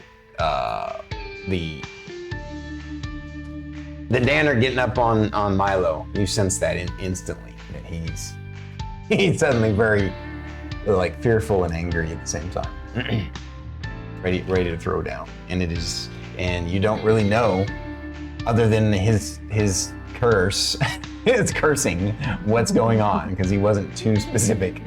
What do you do? Shae's like, Mom, Shae's coming! And she starts to make her way through the crack. Okay, all right. So you make your way into the crack. You gotta move at half speed, unless you have something that lets you mitigate that as a ranger. I think this isn't your terrain though, is it? Is it considered forest, desert, or mountain? It is desert. Okay, then it is a favorite terrain of mine. Right. I'll say that move in the sand, but the the crack itself isn't like a terrain, so it's still gonna take up 10 of your move just to Okay. go through the crack. I will do that. So you've used 15 of your move just to get to next to Mr. Merrik. Oh! There's his reaction. There's undead in here, by the way. All right, and then what else? Let's see. Shay's gonna pull out both her rapiers. Let's see, 15. Yeah, I can make it to that one. Sure, you want to? Wah. Wah. I love your sound effect. And Shay's like, Milo, help! Milo's gonna move. Knock your ass in the dirt. Yes. He's gonna jump on top of Milo my head and charges make at his way full around. speed in the back of your knee. When you say help, are you going to have him transform? So it's a bonus action for me to do anything with Milo. Even asking him to move is considered my bonus action. So I have to wait till next turn for him to transform. You could bonus action to ask him to move. I mean, were you planning on that? Yes, I was planning on having him transform. I mean, I see like a bonus action is, move behind this thing and transform is one thing. You don't okay. have to separate them out. Okay. Milo, move behind the thing and transform, please. All right, so suddenly Echo is now on the shoulders of a little baby dragon. That's technically it's still medium. To be fair, I mean, unless you feel otherwise, I'd imagine as soon as I made it into that room, Echo flew to me.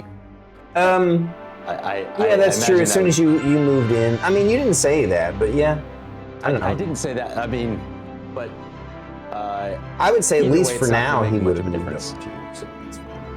okay. Like I mean, he would have. He's seen Milo transform before. It's not like so he'd be freaked out by it. Yeah, no. All right.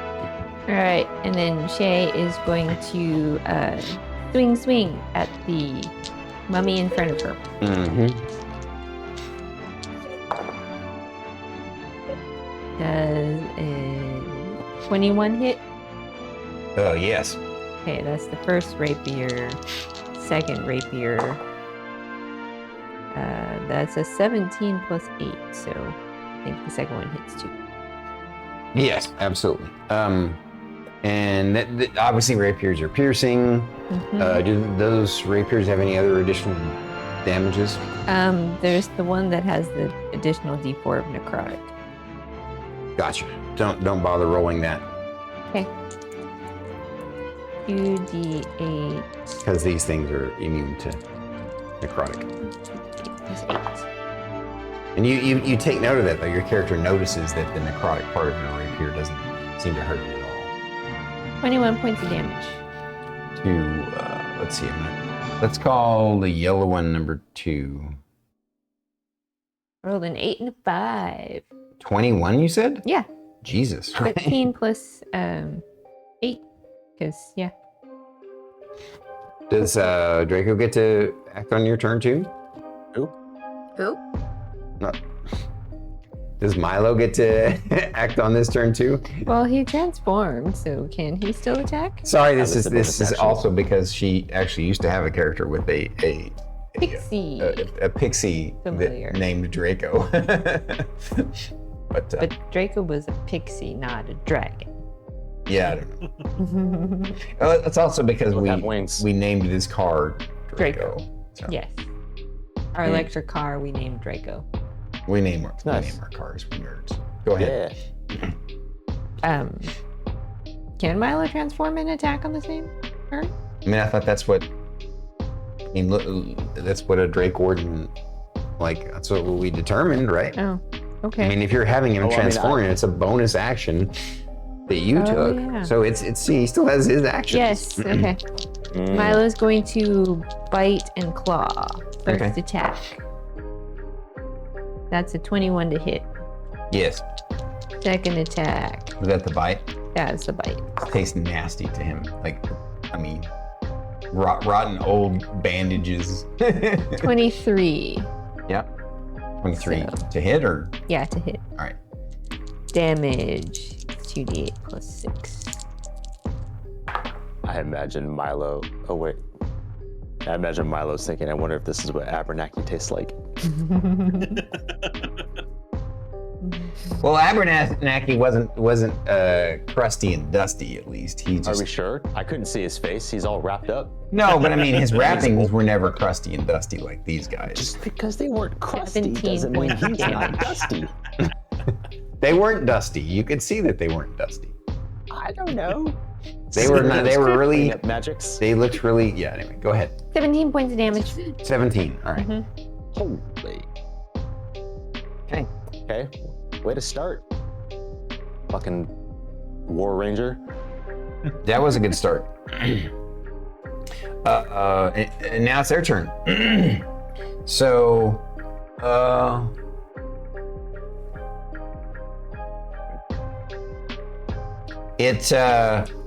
the mummy looks at you and its eyes flash this green glow and hits you with its dreadful glare. Roll me a wisdom saving throw.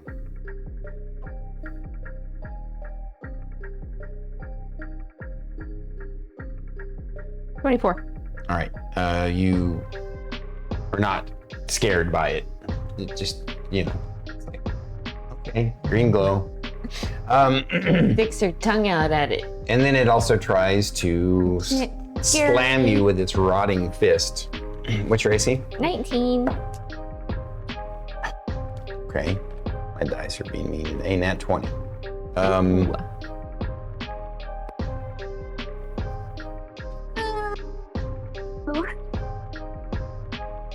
One of the times we're sad about nat 20s. Huh? One of the few times we're sad about nat 20s. Man, that sucked.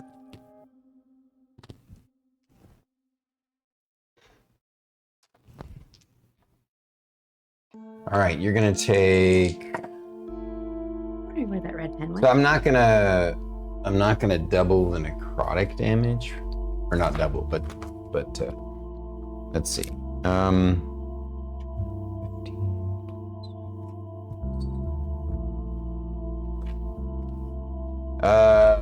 You take 22 points of bludgeoning and 12 points of necrotic. And oh, by the way, I forgot to mention, damn it, sorry. There are 4 bodies here that seem, a couple months old. Or, yeah, you know what I'm saying. Yeah. Okay. It's stanky. Yeah, they're obviously the scavengers that made it in here, and these mummies made quick work of them. It's like Naboo's ass currently. Need you to also roll me a Constitution saving throw.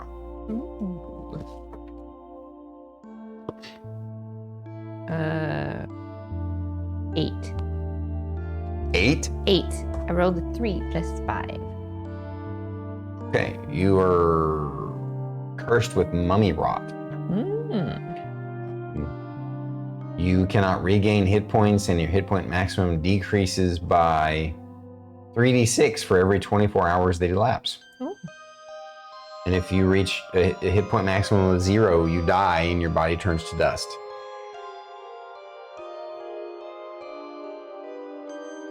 Is that considered a disease? No, it's a curse, not a disease. It's called mummy rot, but it's a curse, not a disease. Double chicken. Yeah. And then the other one.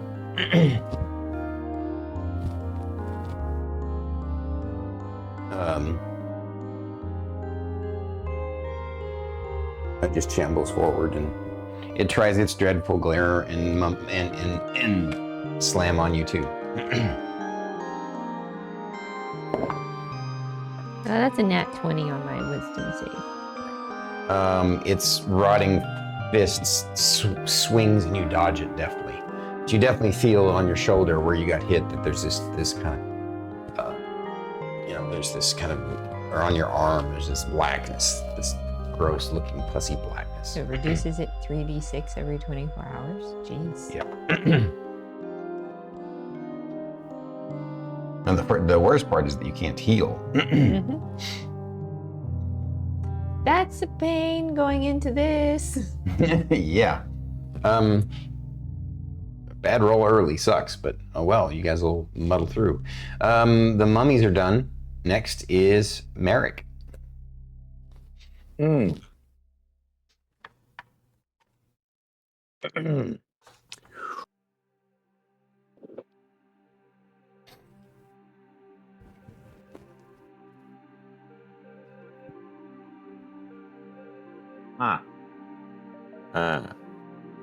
Well,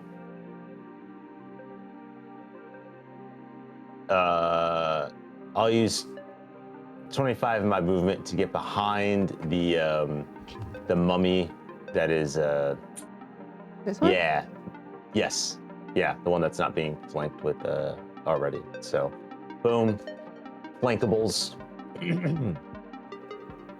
Bonus action, transcend with echo. Yep. And then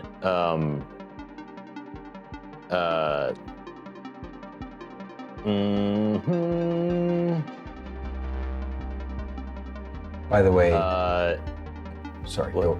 No, go. Keep going. Keep going. Oh, I need to see. and then I am going to cast something I haven't cast in a while, and I'm excited. Surprisingly, because Merrik is very irritated by undead, he has no time for his flare at the moment. He's just already mad. I've been here 5 minutes and I'm already pissed. He just pneumatic orb, poof, fire damage right to the one in front of me. Okay. Roll it. Is an attack roll? I am casting it at 2nd level, Okay. so it's 4d8 fire damage if it hits. Okay. Oh, and I have advantage because it's an attack roll. Yeah. Hell yeah. 24 to hit. Oh yeah. Excellent. Okay, 4d8. Where is my? Is that it? Nope. 1, 2, 3, 4. Thank you.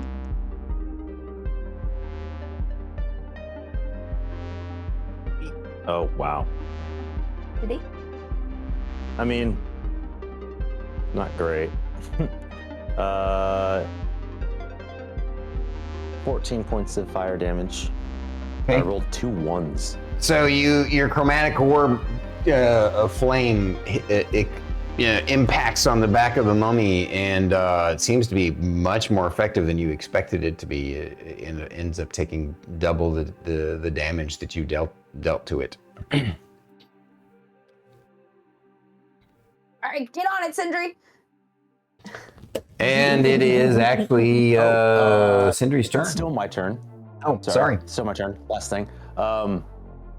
I will say through our comm links. Yeah, they're flammable. Sindri, do your thing.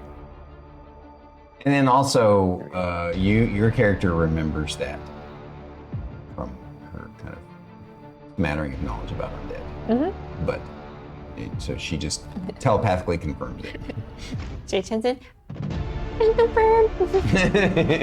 All right, and Sindri, your go, sir. Well, first of all, I'll make my way in there. Making my way in there. You see the two mummies attacking Shae. How much movement did that use, by the way? 5 feet.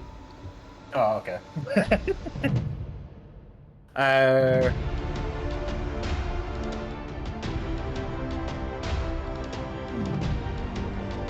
I'm going to Misty Step to the space that's in between both mummies.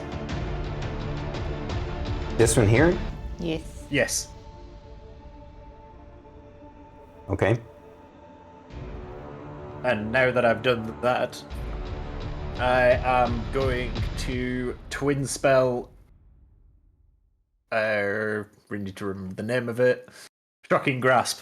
So each arm, one arm each way, and he's just going to grab onto both of the mummies and shocking grasp them. All right. Even though Using you twin spell. overheard him say that they're vulnerable to fire. Okay. Yeah. I'm doing it to potentially give Shae a chance to pull back. Ah, clever tactics. I like it. All right. Against Which undead, I'm going to say afterwards. But right. All right. Roll. I'm assuming it's a melee attack, yeah, melee attack. melee spell attack, whatever.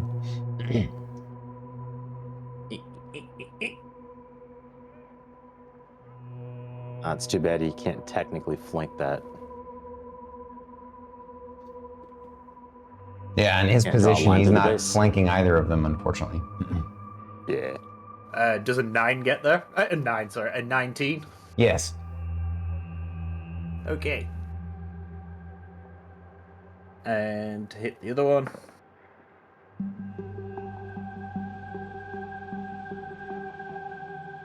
The other one was a nat 1. Okay. Do you want to use your inspiration? Inspiration It's die. up to you if you want I to use will your. use my inspiration because fucking that one again. Grove. Helps if you don't throw the dice on the Yeah, floor. because you could have That's accidentally. true. You could have accidentally hit Shae with it. That's what I'm thinking. Shae or Milo. That's a 26. All right. So both hit then. And it's 2d8 damage. It's 2d8 damage each, right? For each mummy. Yeah, so that's 14 damage each. You rolled a 14 for both of them. I only roll the damage once because it's one spell split. Oh, He still has to hit I've twice. still got to hit twice, but I've got to. It's Gotcha. only one damage because it's the same spell. Alrighty. Cool. Anything else, sir? So now they can't take any reactions. With that, I'll just add on the end of it. Shae, you should be able to pull back if you need to. Gotcha. All right. And now it is Thyra's turn. I'm gonna go up to the hole Yep. and peer through it. Yep.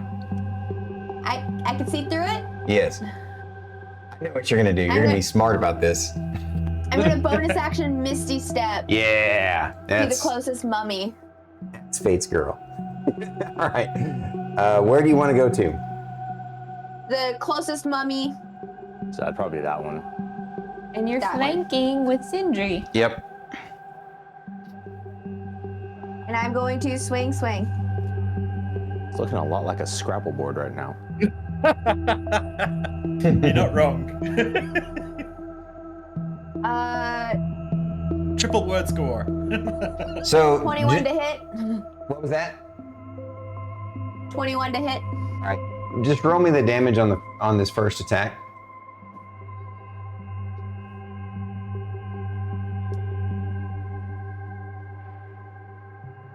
Uh, 10. Okay. Roll your second attack. 26 to hit.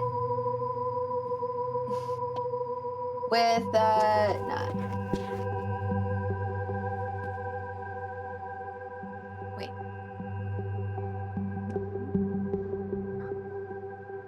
$16 All right. points So of damage. Mummy 2 crumbles into a pile of old dry bandages and dust. And you still have move if you want to. And I'm gonna get up onto the next mummy right next to Shae. I thought so. Okay. That is my turn. Top of the round, Shae. All right, Milo's going first. Bite claw.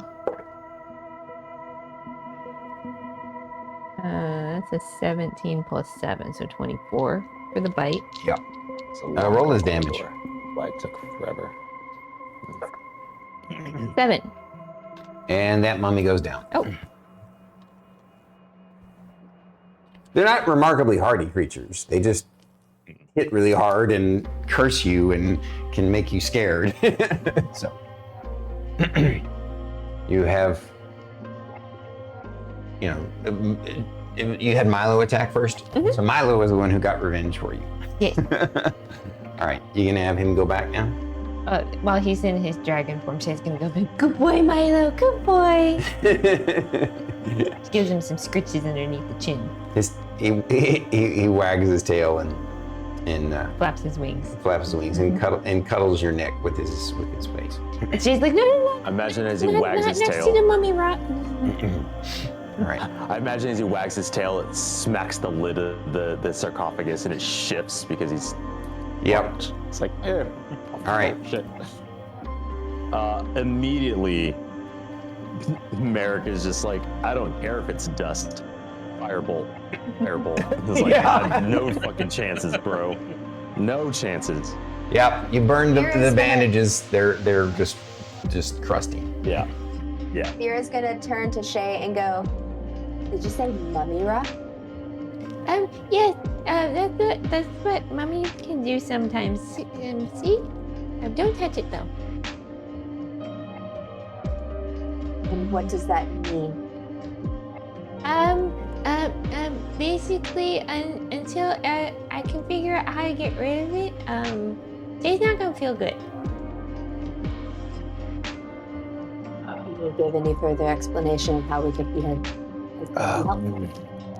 Your character, roll me a survivalist. That's your best one, right? Yes. What's your best knowledge?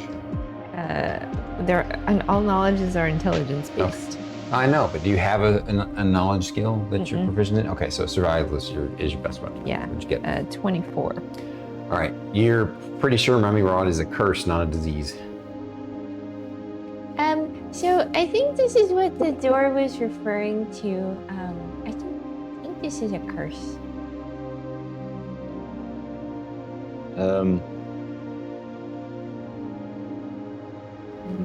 They're not exactly sure exactly what curses are, but they think it's a curse. Well, I have some inclination on curses, not a whole lot. Like I said, it's not my forte. Though I understand the mechanism of which to apply one. It's kind of like a disease, but not with the body. It's more of arcane disease in a way. It's probably the simplest way to kind of explain it. Yeah. Now, as for dealing with it, I don't know. I have an idea. It might not work. And here again, the willing to try common it? language confuses Shae even more. Curses are two different things. They're the words that sometimes get bleated out and stuff, and then this. Yeah. Yes, that's fucking true. Make it make sense. Well, doesn't make dollars. So I'm going, as player, I know, as you say, that you can't necessarily regain hit points or heal. As Merrik, not knowing that, unless anyone can confirm that in-game, What? that she can't heal, right? She can confirm that with her knowledge of mummies.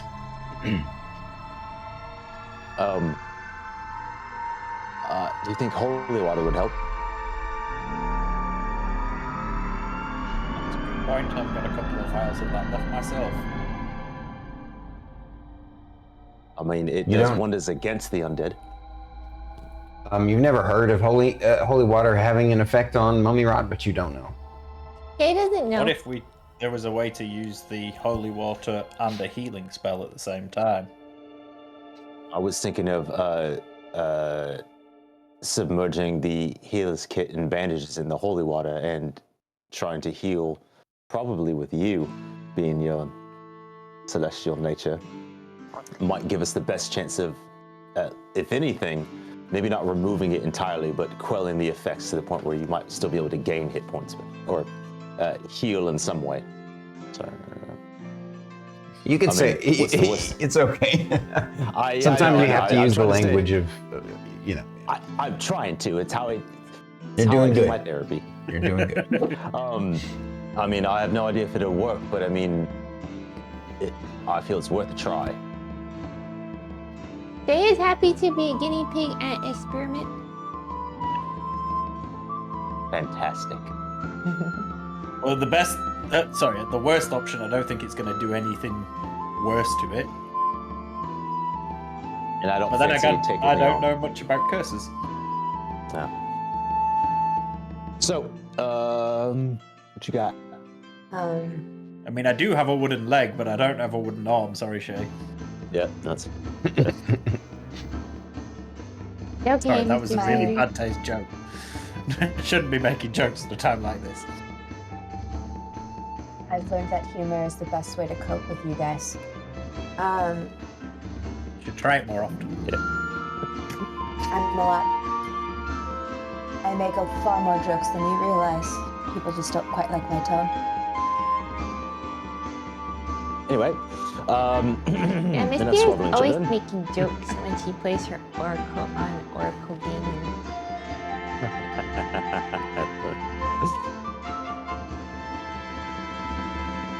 My lay on hands could cure diseases or neutralize a poison effect.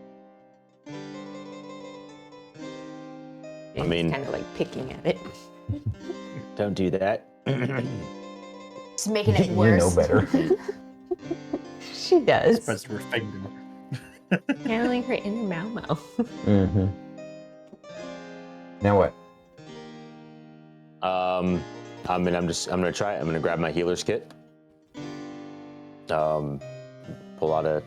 So what are you trying? yeah. You're going to get the healer's kit. You want to soak the bandages in holy water and have her use what on her at the same time? The lay on hands. Lay on hands? Okay. Yep. All right. So Roll medicine? I'm not going to roll to have you guys time it. I'll say that your characters are sharp enough to be able to time that. Do I need to roll a medicine check? Yeah. The better you roll, the more chances that you'll do the impossible. Can she assist with the medicine check? Sure. Does that mean I roll with advantage or Yes. we add? Okay. You took that there, you do that bit, took that round there. So Oh. I'll just say if I add both my dice together, it makes it 20. So one was a 2 and the other was an 18. So 18 plus 6. Nice. 24. That's 24. So,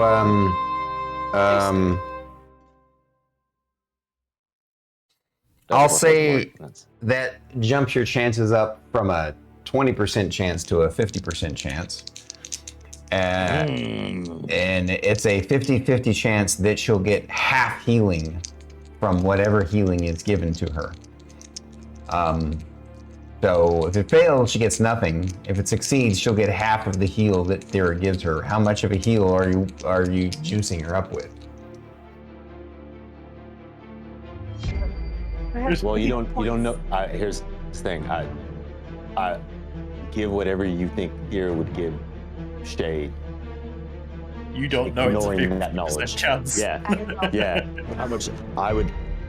I mean, I'm not gonna say anything. Yeah, your character doesn't know if it'll work at all. Yeah. So just give her. I guess I shouldn't have said the whole half part, but that's all right. Yeah. No, you can separate player and character knowledge to it. Yeah. No, she would dump all 25 of her lay on hands pool that she has access to. Anyway, Why do you say What I that? imagined. because it's Shae. Fair enough. That's an argument. Yeah, it's All a right. go for broke, I bet. Yeah. Anyone Since else she's that's the not one doing the argument, healing, I'm gonna shit, have that is. Druid call the die. Even though you're I didn't hear- this was your everybody was clever talking. idea, but she's gonna be the one calling the die. High or low, Druid? High or low, Druid? What do you want? The question was not posed to me. Sorry.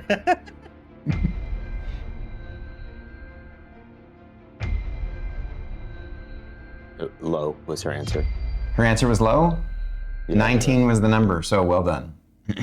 Yeah. All right, so you get 17 hit points back. Actually, I'm gonna round it up to 18. But we don't cure her rot. Wait, did I do the math wrong? I did. Half of 25 is 12.5, so you get 13 back. No, it's not cured, but you gave her 13 hit points back in a situation where it's really much impossible for her to heal. So, yeah. No. You're not even sure I'm if that would even shocked. work again if you ever tried it again in this situation Yeah. or another. You Yeah, might think however- you think it was just like a fluke. That even still, Merrik will write that down and go, well, it was successful. Yeah, it was successful in doing it this way. Maybe, I don't know if we can continue to do this. Sindri, remind me I need to do research when we get home. You literally got a book. I know. All right, so I don't maybe I have a won't. book. you are now in this this first antechamber of the tomb. What do you do next? Vote that we take a break because it's at the perfect timing. Oh, is it? Okay. Yeah. Yeah, it I is. mean, we're about That is perfect. about We're 10 at the halfway minutes or so point. past, but it's a good perfect time. All right. Good eye. I wasn't paying attention. The time has flown. Which is always good. That watching. means we're having fun. All right. Guys, thank you so Hey, much for Alex. hanging out with us. Please stick around because we're just going to take a break. Make sure that you guys go get snacks and stretches and all that. And we'll be back in just a little bit. Bye-bye. Mission montage to entertain you. It's gonna be a montage. Someone clip that. Ooh, that's clever. Man, high five me. Do it like. Which Wait, am I going right? Yeah, that one.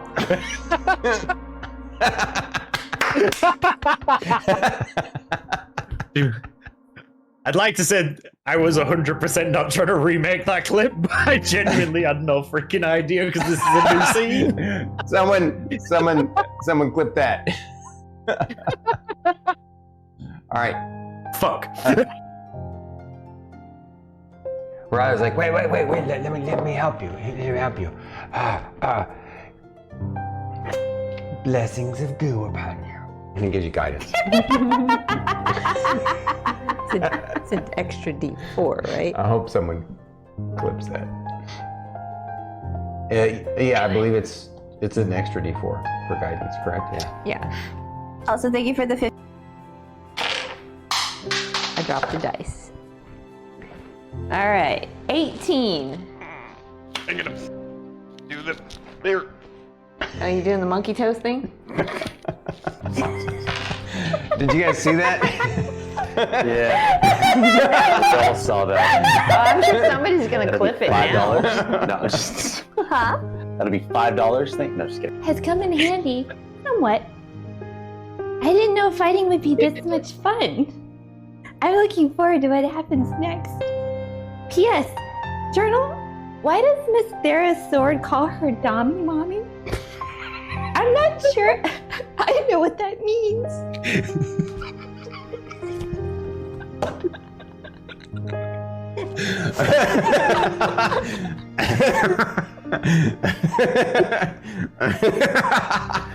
Oh, I'm so glad I muted. I knew I had to myself. Oh, shit. I broke everybody, including me. Every week. Oh my god. Thank you. Oh man. Athletics check to keep from being pushed back by the momentum of a 40-pound, sack of gnome being thrown at you. Sack of gnome. At least you didn't say the gnome sack. Gnome sack. Oh, that's funny because that's what I was about to say. Someone don't clip that. Alright, and the Bob Ross moment has ended. Eating my butt. Freaking chair. Thyra's gonna walk up next to Sindri and just look down at him and go, "Uppies?" It was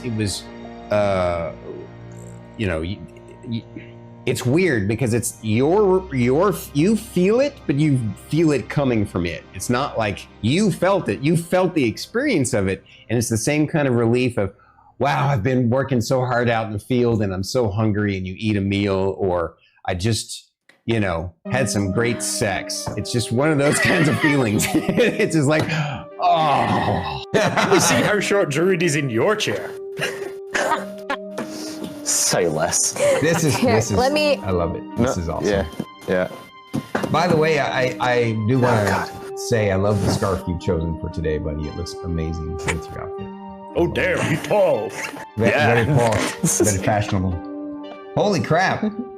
Wow, it really does cut off like. It looks like almost the Druid's top so of his far head. in the background. She's only right there. She looks miniature now. Like she's looks like a giant- she's like a half a mile behind you. Jay has a Yes. super semi-unimportant question not related to anything. Yes, Shay. Absolutely. What is milk toast? Honestly, that is a. That is a good question. I don't know what milk toast is. Not a clue. What? You guys are a bunch of ignoramuses. Milk toast is toast drowning in milk, glowing a bluish color, and it's built The same into. color? It's built into the wall sconce as well. The same color, the same blue glow.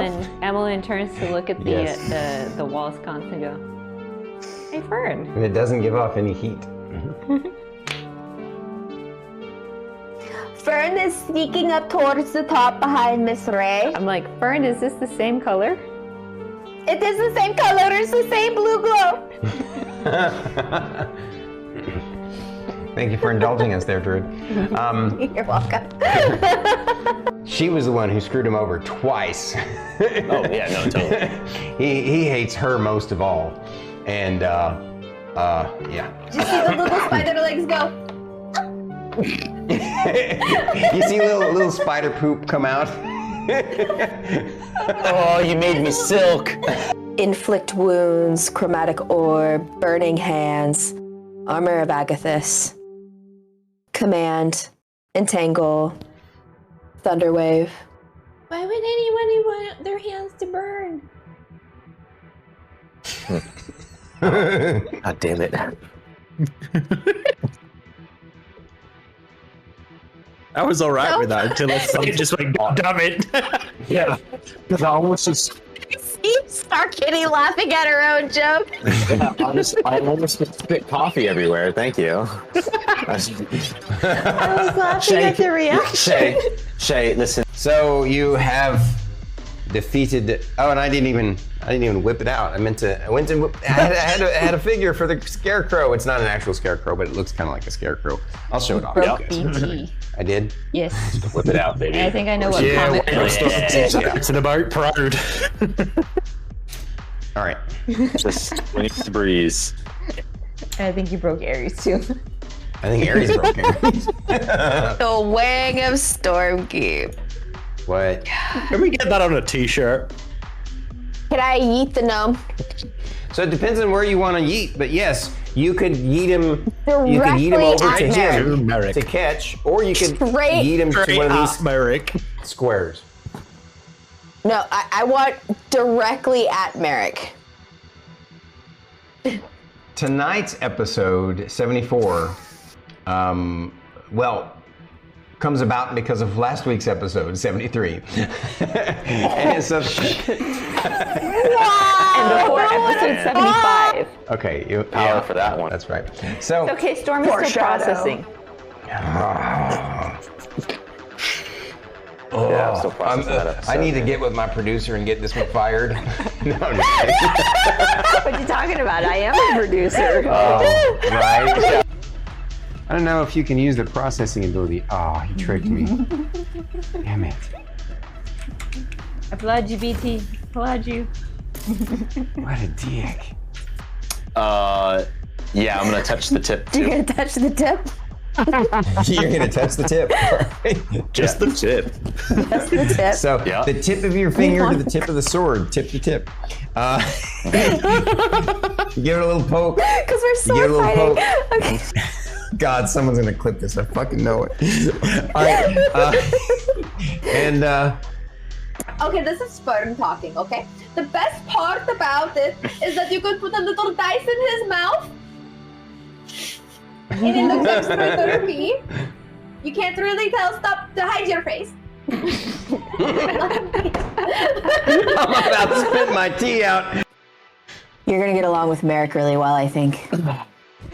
Shay's just kind of standing there going, Oh, yeah. I'll get along with Merrik. I'll get along. He's good. He's good. He's a good guy, I guess. You know, he's got that creative flair for shit. You know, I like that creative people. They got the impulse. You know, they got that creative juices flowing. You know what I'm saying? Oh, man. Yeah, definitely. And, oh, look at this. I love my new master. She's awesome. Look at her. She's just tough on everything. She's my dommy mommy. Oh, yeah. And then over there, oh my God, look at that sexy little beast. Look at that sexy little Sindri. Look at you. Boy, you're so hot. I'll bet you got a third leg under there, don't you? You know what I'm saying?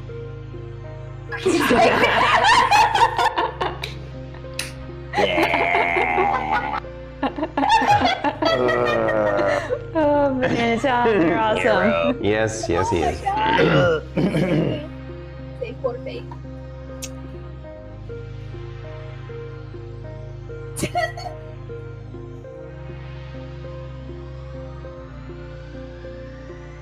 Talk shit. How dare you talk shit? I will end you. Now the creature, it goes.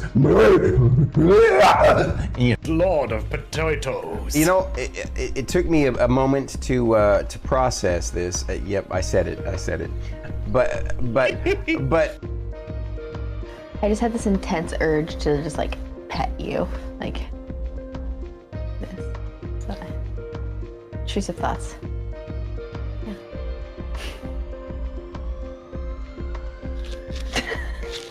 I just can't right now.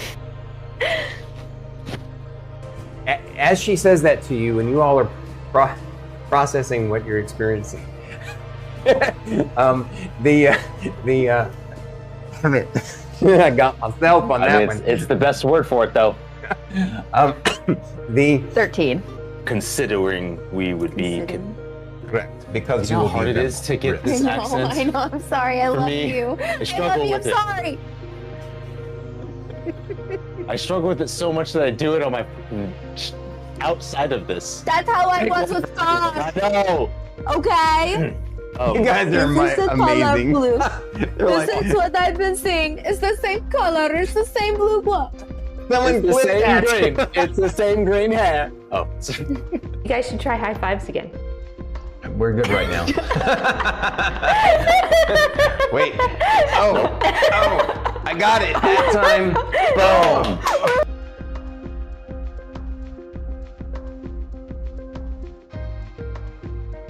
Their picture on Discord. Oh, it's only over your own picture. You see it on.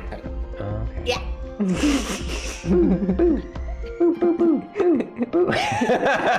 It's gone. This is the most Saved my unconventional D&D stream on Twitch. The mouse. How to distract the streamers? Mouse. Oh, he's like my perfect kind of weird. I really like him. I feel like he's the kind of person that would tell Guar it's okay to pee on the tree. And that feels very important to me for some reason.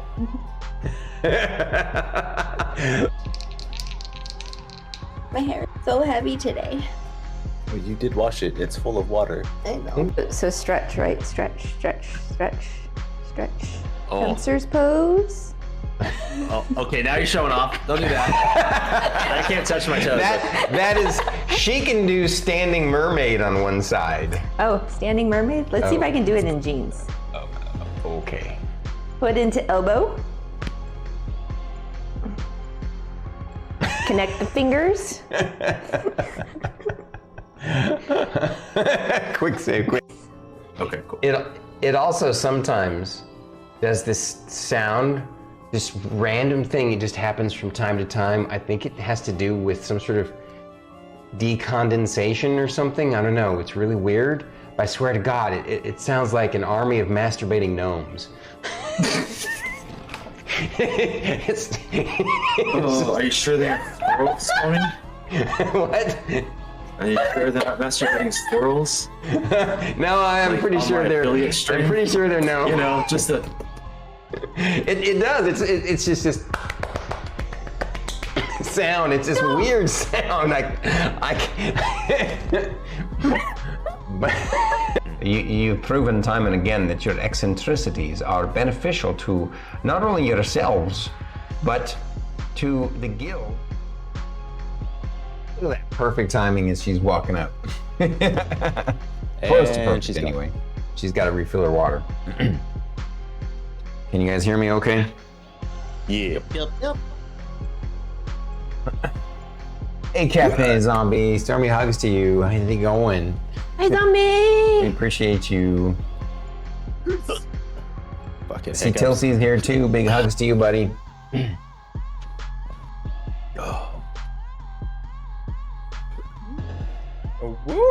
And Spiper. Spiper, too. Hello, Spiper. Boy, good day, friend.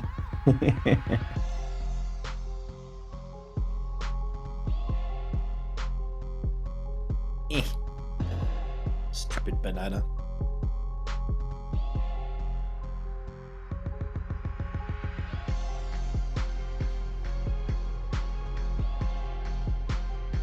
Oh, All right. That's really fucking hot. So far, so good, Spiper. Shae has mummy rot. Yeah. yeah. Ridiana, definitely not a hello. good start. She's making an extra large supreme pizza for the kiddos. No worries. Nice. Maybe we will do mod pizza after all. All right. You guys ready to jump back into it? Oh, yeah. That's a yes. Yup. All right, you're standing. It's okay. Never mind. You can put it backwards. Then I don't know what I was thinking. All right, so it's you defeated the mummies in the first antechamber of this place. Although you can't really necessarily call it a tomb, because it's very different than a tomb. Most tombs seem to like be set up to keep people out, and but based upon the warnings and such, it's almost as if, it does seem like it's trying to keep people out, but it also seems like it's trying to keep people in, or keep something in.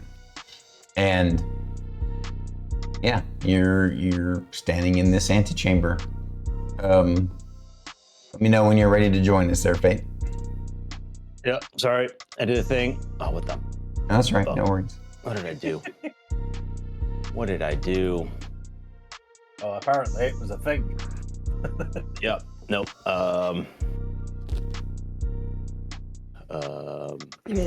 There we go. I figured it out.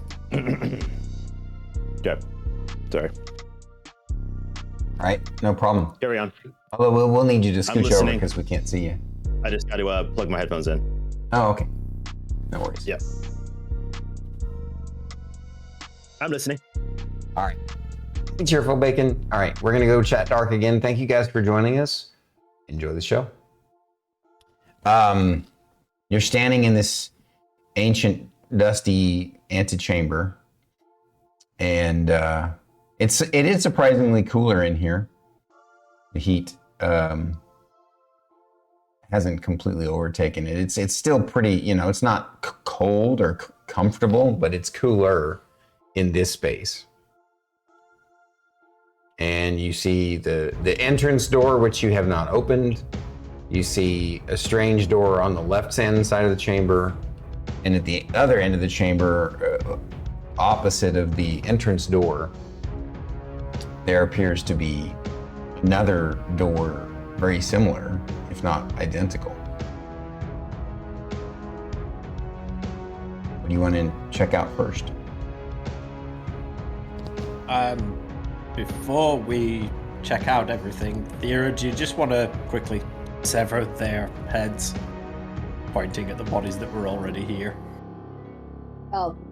Seeing as this place clearly has something to do with undead in it, let's not take any risks. Yeah, so Thyra will go behead all the bodies that are in here. Okay. And now that she's done that, Sindri's just gonna have a quick scan at, like, if they had anything, like, as to how they found the place, or any maps or anything like that. Oh, on the scavengers? You're gonna search the scavengers' bodies? Yeah. All right, search the 4 bodies. I'll let you roll one roll for Which all is 4 why I searches. could burn them. Yeah, just roll 1 investigation for all 4 bodies.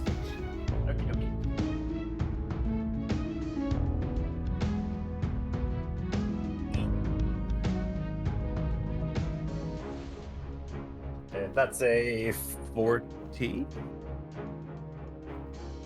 Yeah. No, 15. 15. And that's a big difference.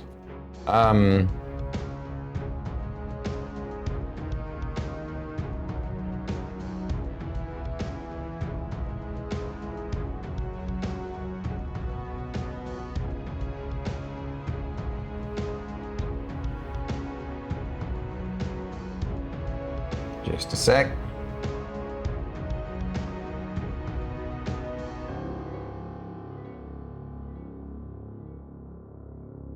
Hey, Pinky. Immediately makes me think of Never Tilted, just because it's pink. Yeah. I don't like it, because it's rubbing it inside of my hoodie and making my headphones really loud. You find on one of them a backpack full of like useless rusted or brass like trinkets, just junk. Okay. On another one, you find a note from his mom saying, "Be careful out there." Another one, has a coin purse with like 3 gold in it, and then the other one has nothing on it.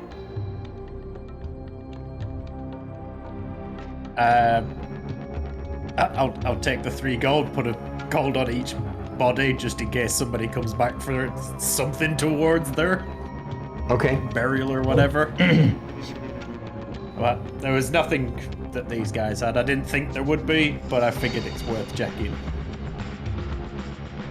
Yeah. And this guy should have listened to his mum. While Sindri's looking at the bodies, I'm going to go to the other door that looks like the front one that had the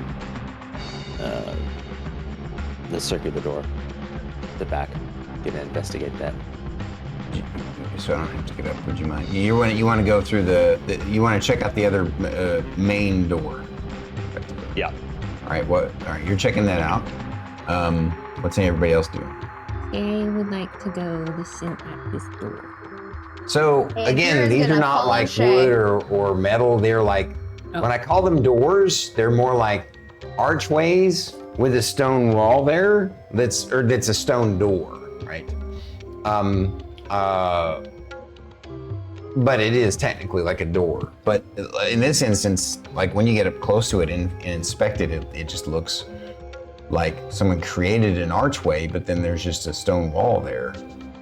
But it's possible that it might slide in some way or fashion. But from what you can tell, Actually, without an investigation, are you gonna roll an investigation? I mean, you're checking it out. Sorry, I'm jumping ahead of you on this one. I just wanted to. 11. You're not really sure. It just looks like a blank wall with an archway, framed around it.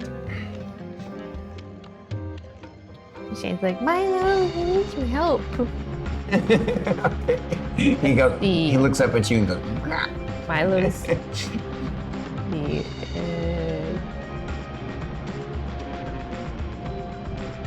He's got the same passive perception as me. Well, this isn't a perception thing, but yeah. Noticed that.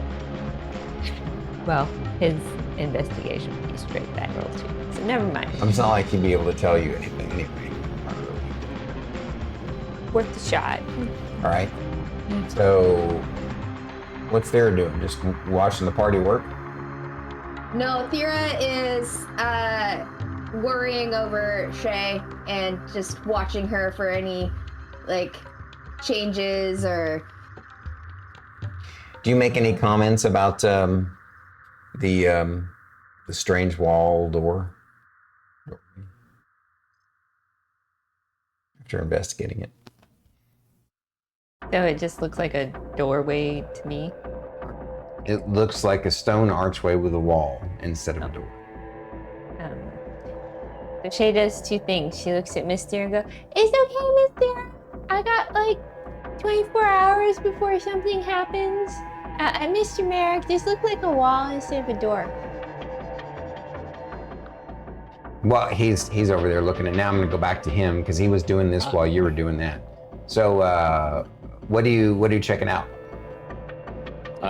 So does Same it thing. look like the Well, same I'll thing? just simplify it then. Oh, by the way, so do you light a light source at all?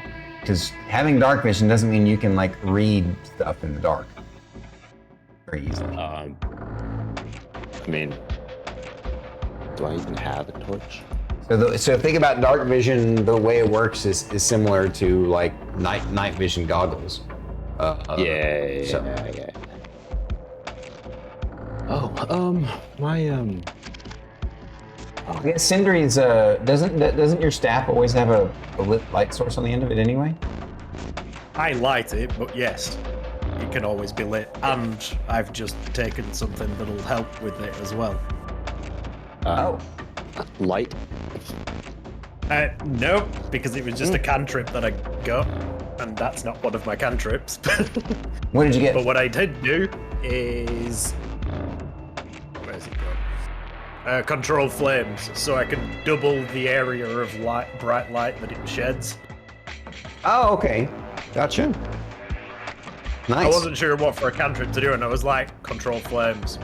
Why would he not have that already? Yeah, it does make sense, yeah. All right, So imagine my you've my lit up useful items. Yeah, you lit up the place very, very well, and now you can reading the arcane sigils. It's not that this door is similar to the other one; it's identical. Like the arcane sigils that are on it, and even the warning on the top. It's the exact same thing all over again. I'm going to read it one more time for fun's sake, but do not open this final home of Nothrax the Usurper. Doom unto all ye who enter here. A pox on all your ancestors should you disturb this hollow space. Just as a side note, that control flames lasts an hour if it's expanding the light. But it's a cantrip, right? Yeah, I'm just saying that's how long it lasts. Gotcha.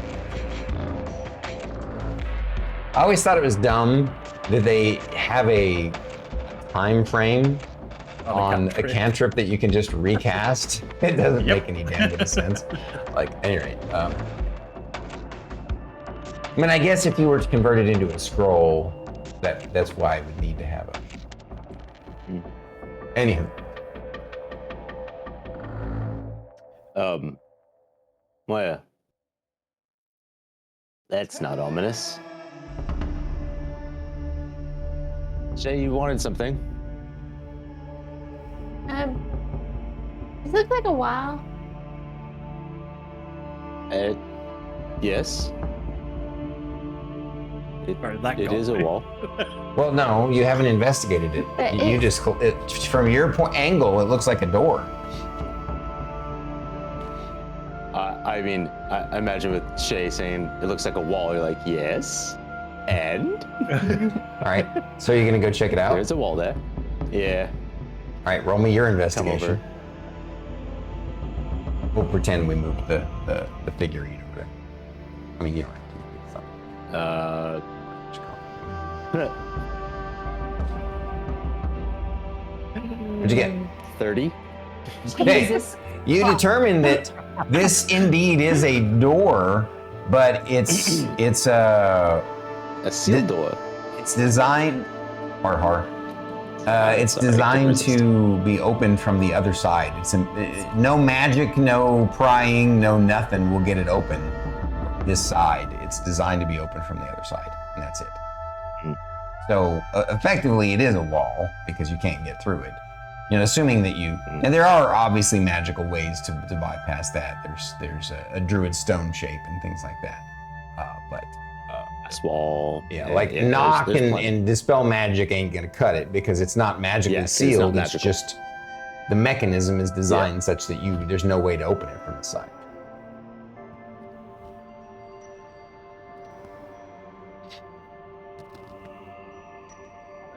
Well, you're right, Shae. It is a wall. Mainly because it doesn't open from this side. So effectively, it is a wall. Like a wall More of door? an exit. Yeah, sure. We'll go with that. But it opens from the other side. Oh. Where's Waldorf? My brain went Waldorf salad. All right, so Nick, I take it you want to go back to the thing you were investigating before. Yeah. So that door is the same as that door. So the only way forward is through death. I guess. Sounds promising, considering what's gone down in this room already.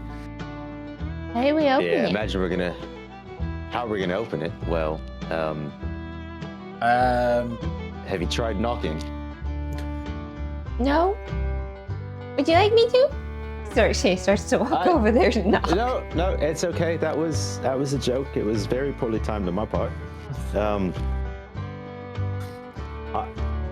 I can probably knock. It's fine. Oh. Well, given that it's the same thing. Okay, let's see. So spell magic. now that you've studied the second one, I want you to roll me a separate arcane knowledge check. You too, Sindri, can roll it. What do you want to? What's up, Druid? I was just gonna say, while they're looking at the door, Thyra's just gonna look like and investigate the caskets that the mummies came out of. Gotcha. They're completely empty. No treasure, no loot, no mechanisms of bottom? secrets or anything like that. Okay. I'll be a second. I've just knocked my dice tray everywhere. Oh, okay. Watch out for the caltrops. 32. 32 for your I rolled a arcane. All 19. right. Oh wait, arcane. Sorry, you said arcane, not investigation. My bad. 28. Still very good. So you hypothesize that to get through this door unscathed, you need to do a combination of a knock and a dispel magic at the same time. The dispel magic to get rid of the curse, and the knock to open the door. You have knocked now? I have one because it's on the scroll, even though it's written down in my book. So you scribed it into your spell book, you just didn't pick it for the day. Even though you knew you were coming to a tomb. And I sort of gave you a hint. I'm sorry, I'm just gonna give you a hard time, buddy. To be fair, we had a lot of drinking involved and being dragged around at a party in only like 3 hours when we got there. So I have it on a scroll. Okay. Sindri, I'm gonna need your help with this. Fuck. Did you drop them again? No. Oh, He was just role playing. Hilarious. There you go. That's everything in there I need to sort. Nice. So probably the easiest way to get through this, probably with the least amount of damage, or no damage at all, if we do it right, is I'm gonna need you to dispel the curse while I knock on the door. Okay. Yeah. So you hear him say that he's gonna knock on the door. Take a knock too. Thyra is also confused by this because he's saying he's gonna knock on the door while he casts dispel magic on it. He didn't specify, and you guys don't know anything about arcane magic spells. Yeah. Shae, different kind of knock. It's a play on words. That's why I said my joke was bad. Oh. It's a spell. So it's not like a secret password knock then? No, not like the one we use when we come into the house. Okay. Yeah, it's actually a spell. It's called knock. Quite aptly named. It Why would they unlocks have a spell magically called sealed knock? doors. What's that? Why would they have a spell called knock? Well, it's the counterpart to arcane lock, which is a magic lock, and this is a magic key that can be recast over and over and over. Assuming you have it prepared for the day. Oh, is that like the magic lock you have on your safe? No, that's it's a different type of lock. Yeah. We'll discuss that one later. Oh, okay. Yeah. All right, Aren't so you glad you said that joke, Merrik? Nope. so the two of you are over here. You're gonna dispel magic while he knocks it at the same time, right? Yep. Yura's gonna be behind them in case anything happens when they open the door. Faye's gonna stay where she is. Okay. All right. Milo's You ready, mate? curious, so he's gonna wander over here. Whenever you are. Actually, no, he's gonna flitter up and plop down on top of it. Have a seat. Start licking the sand off of his paws. Oh, he's grooming himself, huh? Mm-hmm.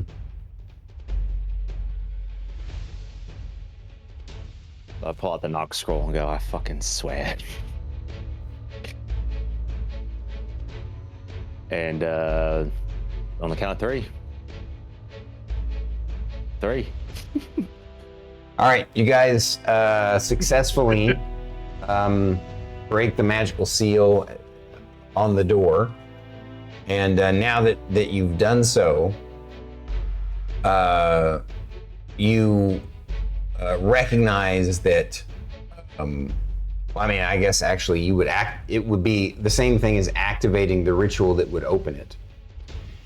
And again, it's round, but it's actually square.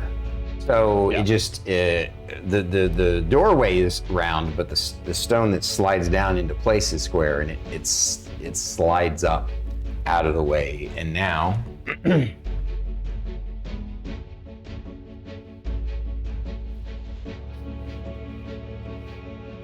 As the door begins to open, Merrik goes, knock, knock. And looks back at Shae, winks. I mean, come on, man. You actually do the knock motion. Yeah, but Merrik is a little weird and realizes that you don't need to raise your hand to knock, so he knocks at like waist level. Because he's weird.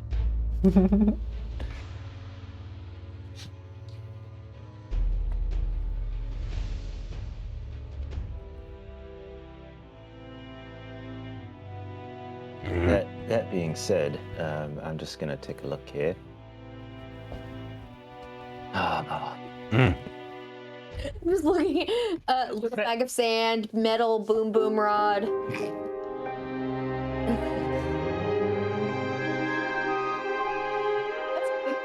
This is technically the safe, but I'm just gonna leave it. That's the safe? No, technically this is my handy haversack, and it went into the handy haversack. It's technically in the safe. I just keep it here so I know that I have it. I just know where it's at. Okay. I just haven't updated that. Hey.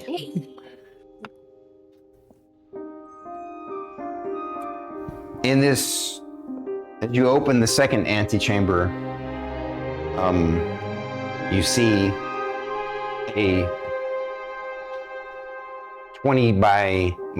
10 by 10 corridor that's also 10 feet high. And it goes into a chamber that's taller. Just like this chamber is 20 feet high, this chamber is also 20 feet high. And it's opens up into this chamber with a small little corridor. And in the center of the room is a stone platform, like a square stone platform. And there's a strange kind of greenish glow coming from the platform. You're not sure what it is.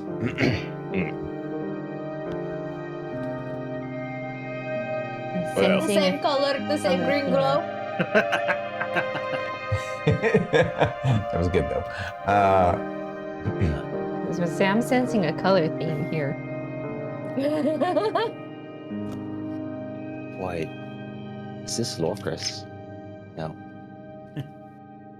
Well, you gotta remember, blue and yellow make green. Well, that's how the end. If you remember, that's how it ended. Like you guys cleaned everything up by coming together.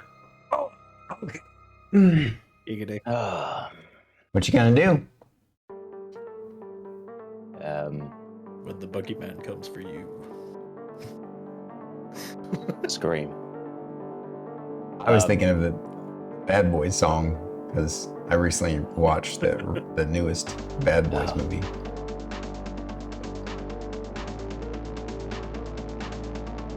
Well, I guess I'll go first. I always think of the Cops theme song. That's what it is. They borrowed that from that series. I'm a little wary. I don't know why I have a bad feeling about this very short corridor. I'm gonna investigate, see if there's any traps in this little space. It would make sense. Make me a roll. Yeah, baby. Investigation! Fuck yeah! I mean, it's an 18 on the die plus 13, so whatever you want. Wow. Oh, okay. Yeah, you definitely find a pressure-plated pit trap in the center of this corridor, and if you walk on it, it basically. So it's kind of deceptive. This is the pressure plate. The whole corridor is the trap. Yeah. Makes sense. Sindri, can you prevent us from falling into that pit? I can have see if there's somewhere I can work with it or jam it up. Got you, mate. All right, make your roll, sir. I'll just say I will just hold on to the back of Sindri's cloak. You definitely will. Yeah, and then I'll just like kind of reach back like All right. to And- Thyra. So, Just assume if he does trip it, then somehow he fails miserably and he trips it, then what will happen is you'll be giving him advantage on his dexterity saving throw to avoid the trap. Thyra's also holding on to Merrik. Okay. was that BT? 23. 23. All right. Yeah, you're able to, using a chisel jammed into a corner of it. You're pretty confident that Thyra might want to take a jump over it, but everybody else, you're pretty sure. Thyra, just fly over the top of that. That was my plan. Thank you. You're pretty sure it'll hold, the way you jammed it up will hold the weight of every party member. Thyra's on, but like you said, she doesn't have to put any weight. So it should hold everyone, but Thyra, just don't risk it. You're a big girl. Plus your armor and everything else you're carrying. All right, tell me, have you joined them yet? Yes. As soon as I see them all holding hands, she goes over. Oh, why is everybody holding hands? You go over and hold on to her too. She just runs over and just starts holding hands. I hold Mysterio's hand. No idea why.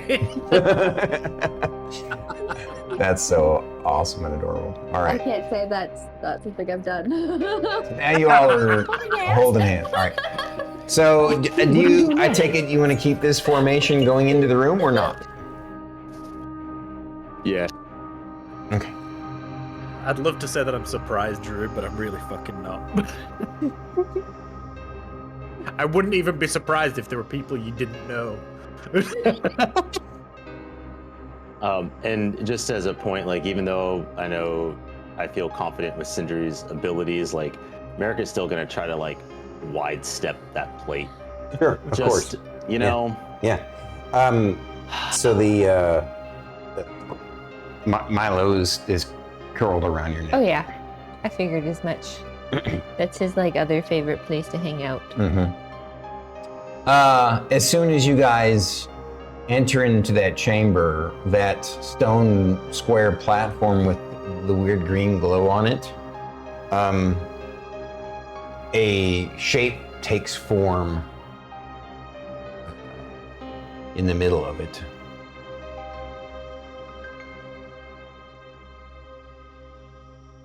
And then this giant Goliath. Just kidding. With glowing blue eyes. I mean, what? Not quite. Goblin starts dancing around in a chair. I swear to God, it's fucking shiny shoes, bro.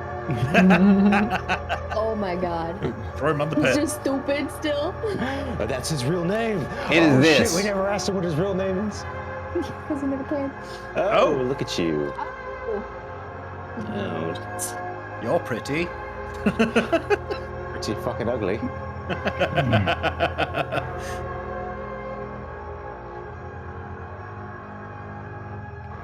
It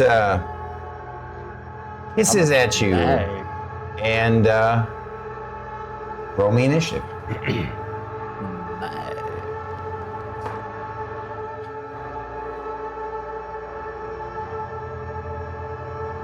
You guys are nice to me today. Is that good? Yes. Oh, finally. Yeah. Really, I was afraid that I literally did curse myself on Wednesday because I was rolling so hot on Wednesday. I was like, oh no. Yeah. For Saturday. All right. I was rolling max damage the whole time too. I was like, god damn. Okay. Shae. 11. Thyra. 21. Merrik. 19. Sindri. 23. Nice roll, dude. What'd you do? Roll nat 20? Yep. Oh, that sucks. What a I waste don't of a remember nat the 20. last nat 20 I rolled. I literally have no fucking idea. Well, the last one you rolled is just now.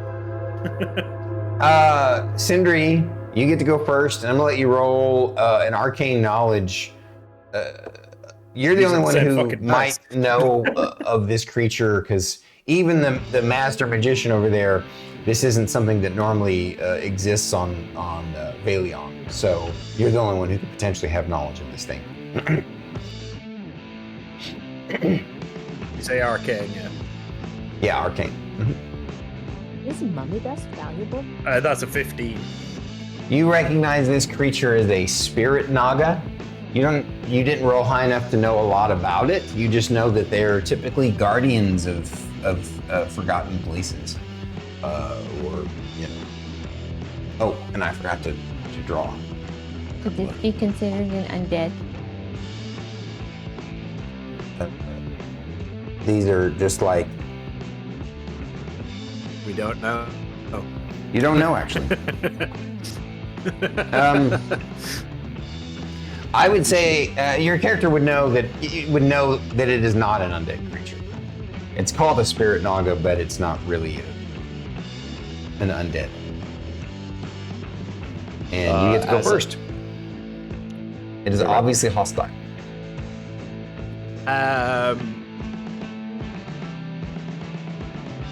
Is a free action? Do you I can't share see that where info? I'm positioned currently, but I'll walk to the left Your character's left? as I'm looking at it. Go this way? Yeah. Other way. Other way. Yep. Yeah. How far? Just so I've got like 5 feet of space away from everyone. Go in that corner. That back corner. Not that. Not that. Okay. Right? Yep, that'll do. Okay. And just because it's a new spell, I'm gonna Cone of Cold it.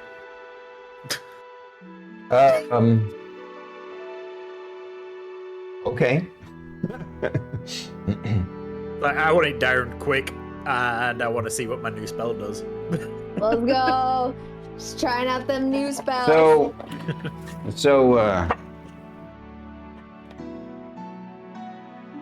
Yeah, just so you know, this is Cone of Cold. Holy shit! Oh yeah, it's a 60-foot cone. Well, I mean, you can avoid the other party members. Do it. But yeah. I'll avoid the party members, but I'm still gonna do it. Yeah. Oh, Thyra would appreciate this spell, by the way. Well, Yeah, this room feels nice and chilly. She'd only I'm take just half thinking to damage myself. from it, but it'd still hurt her. She'd be like, next time, I was let gonna me say, know. So I okay, can stand Aramis, in it. What are you doing? All right. I need to roll a dexterity saving save. throw, right?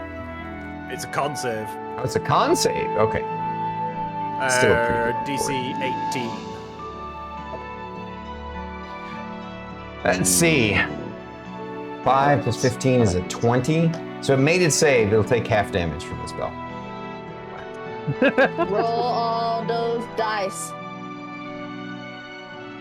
Man, I thought I turned that off. Damn it. Always during D&D. Always. I literally have enough D8s just to do this. I can't ever upcast this.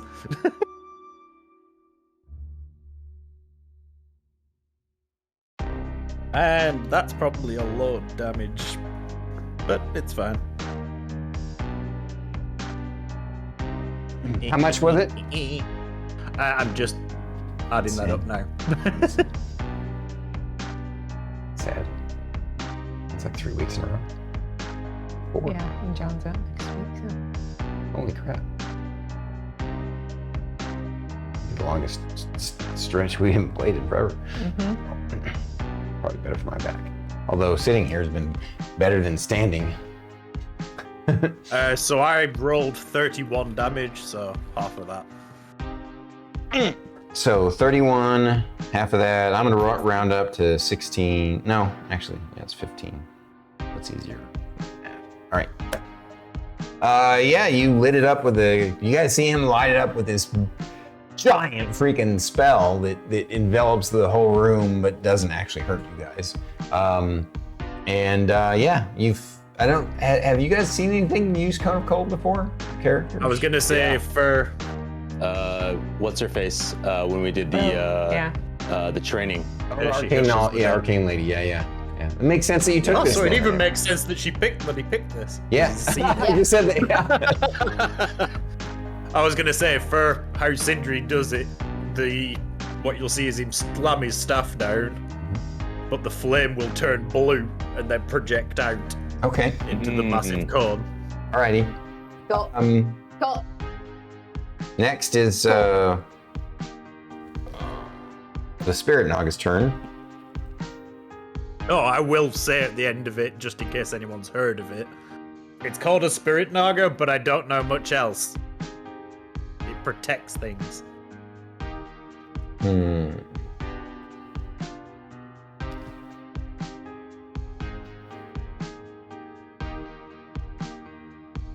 I love that my cantrip did more damage than my Cone of Cold. Guess I'm gonna roll randomly. No. At the 5th level? Yep. I mean, still, 31 points of damage is pretty solid. Yeah. Like, I know it took half, but still. He said he rolled low. Well, I rolled a lot of 1s and 2s.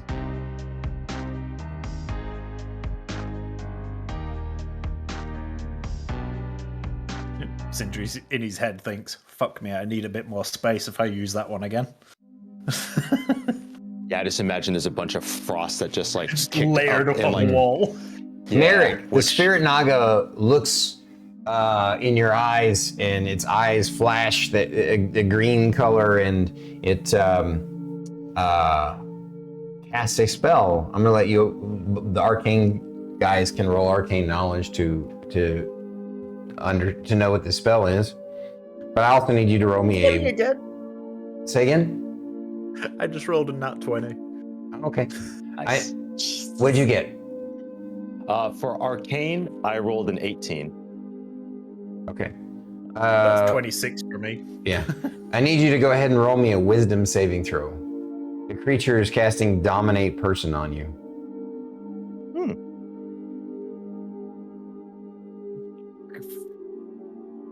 Roll a fucking nat 20. Yep. So 28. Okay. Oh, you said wisdom, right? Yeah. You easily 28. resist it. Let's see. I'm gonna give it a confused look, like, really? And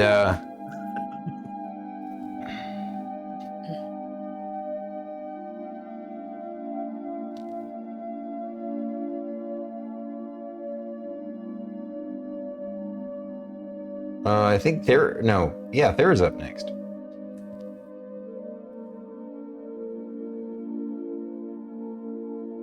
I'm gonna get all up close and personal and swing.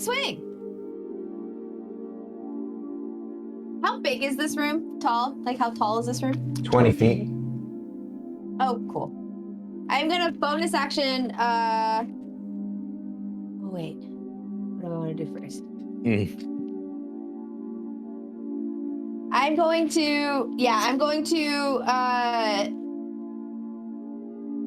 going to bonus action Giant Smite, and I'm gonna become extra big. Is it this one? Mm-hmm.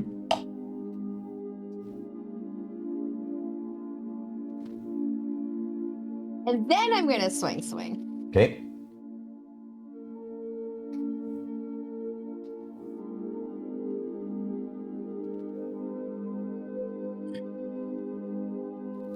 $29 to hit. Mm-hmm. For the first one, 28 for the second to hit. Yep.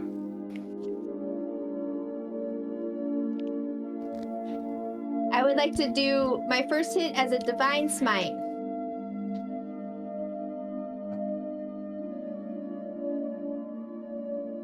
Do you need me to separate? Nope.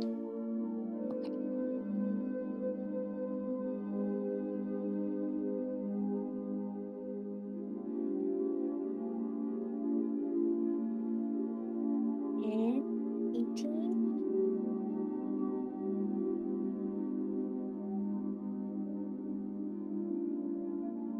$34 points of damage for the first hit.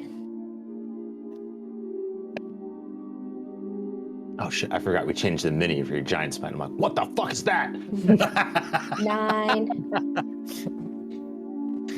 17 points of damage for the second.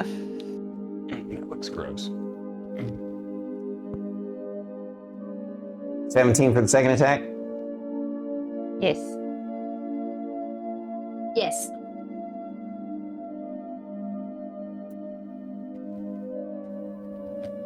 Okie dokie. Anything else? Shae? No. My turn? Okay, so Shae would like to move to flank. Okay. Is Milo still on her? 5, 10, 15, 20. Free action drop Milo. Let me see. How hurt does it look? Since you don't really know this creature very well, it's hard to tell. Oh, okay. All right. Well, Not without taking an action to do a medical check. well, Shae is going to swing. Swing or poke? Or poke. Got 2 rapiers. Mm-hmm. Wow, that was a 2 and a 1. So no, I don't think either one of those hit. What's the total with the 2? 10. Yeah, no, that doesn't hit. Second. That's It's a like- 19 on the die plus 8 Gotcha. attack. Okay. And for her bonus action, she'll do her offhand attack. Okay. I have 1 hit. 14 plus 8. Yes, both hit.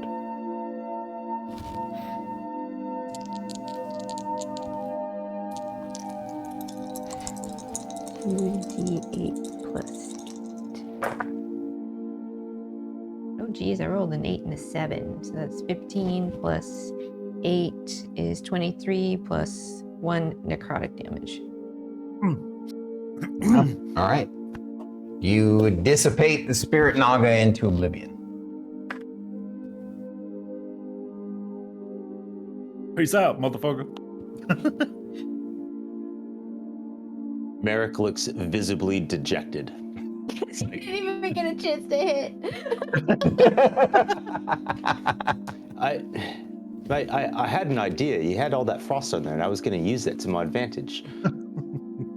That's okay. Next time, You then. can still scoop some up and stuff some down your shirt to feel better if you want. No, I was actually going to,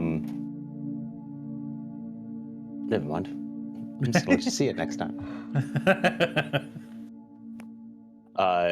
Just for, like, out of game, I was going to try to hit it with a watery sphere. So all that frost, I was like, perfect. Just condensing it into the ball, like the water orb. I was like, yeah, it's going to look so fucking dope. Nope. Whatever, bro. All right. Sorry, your team's badass. I don't know what to tell you. No, I take it you, Druid, I take it you drop back down into regular form? Yeah. Because it only lasts for how long? 1 minute. Yeah. All right. You're now in another chamber, the second antechamber. It's a door in front of me. Look like the door behind me. It does. Does it have the same writings on it? It does. Fantastic. And you're out of Nox. There's still 2 arched walls to the left and right on this one. Yeah, so interestingly enough, this one is identical to that one over here. Basically a walled arch that can only be opened from the other side. This is different though. It is a stone arch similar to this one, but there is a stone wall door, but there's a lever.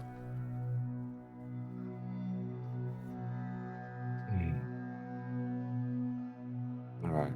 There's also an inscription above the door. I'll go look at that actual door. That's not the doom and gloom one. You gonna join him, Sindri? Yep.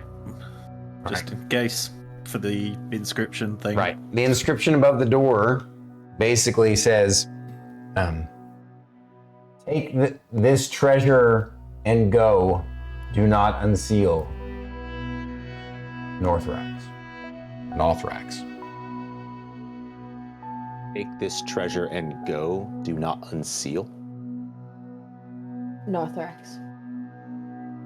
Oh, That do not could either unseal be Northrax. Oh, truthful. sorry. Hang on. I want to make sure punctuation is do not unseal Northrax or do not unseal Northrax. He's wondering if there's a comma. Yeah, it's do not unseal Northrax, Northrax. Punctuation saves lives. Yeah. Yeah, it's making it clear that it's basically saying whatever's behind this door with this lever is a treasure. Take the treasure and go.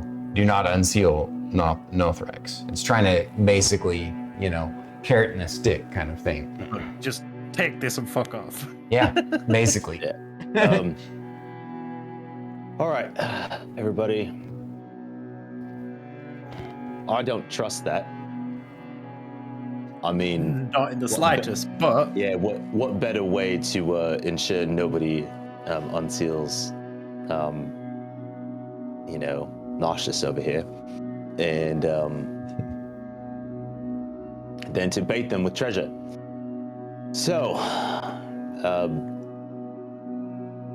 looking at that other fucking sealed door, I imagine I'm gonna probably have to take some time, guys, to prepare ways to get through. How much time will it take? A full night's rest? It's so that's something I actually wanted to ask. Mm-hmm. If I know technically in a long rest is we swap out spells. Yeah. There's no way to be able to replace a single spell with like a shorter amount of time. I mean, No. Unless you, I think Sindri as a sorcerer can regain spell slots, right?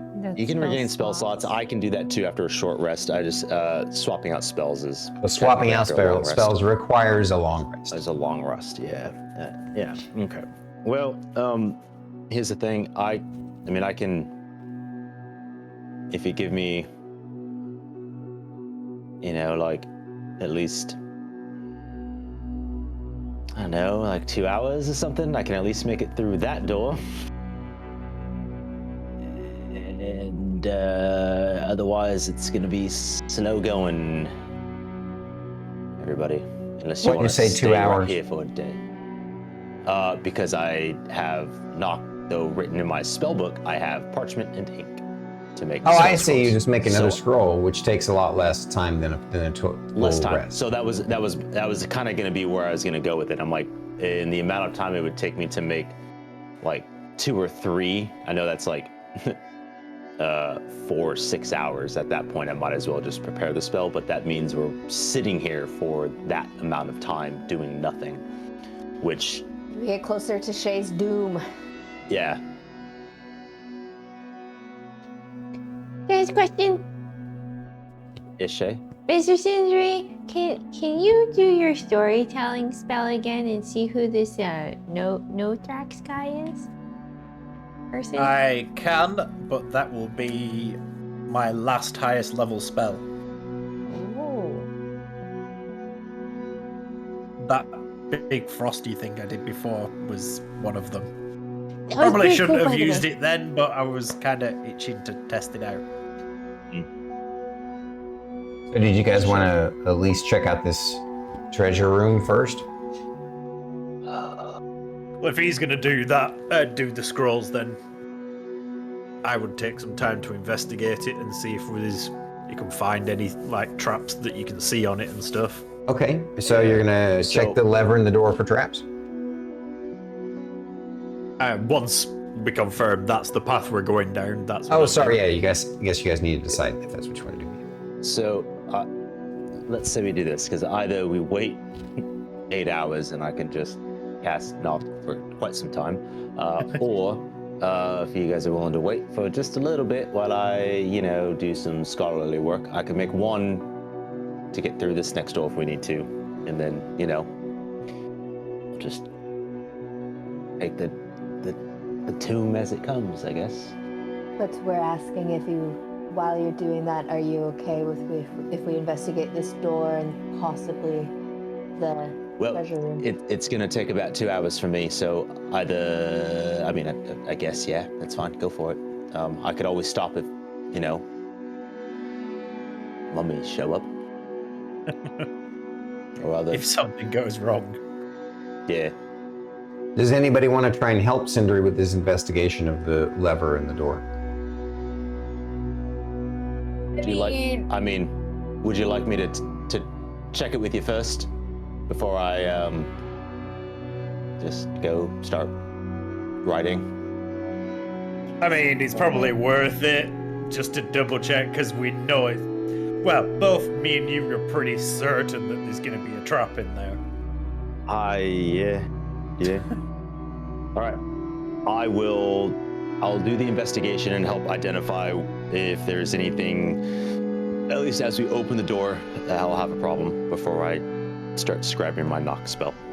And I will assist him looking for traps doing that. Okay. So advantage? Yeah. Jay and I are terrible. So my So you spoke over each other. What fate? You don't have to roll. If you're supporting him, he just gets advantage. Yeah. What'd you get? 17 on the die. Plus 13. Okay, so 30. 30. Yeah, so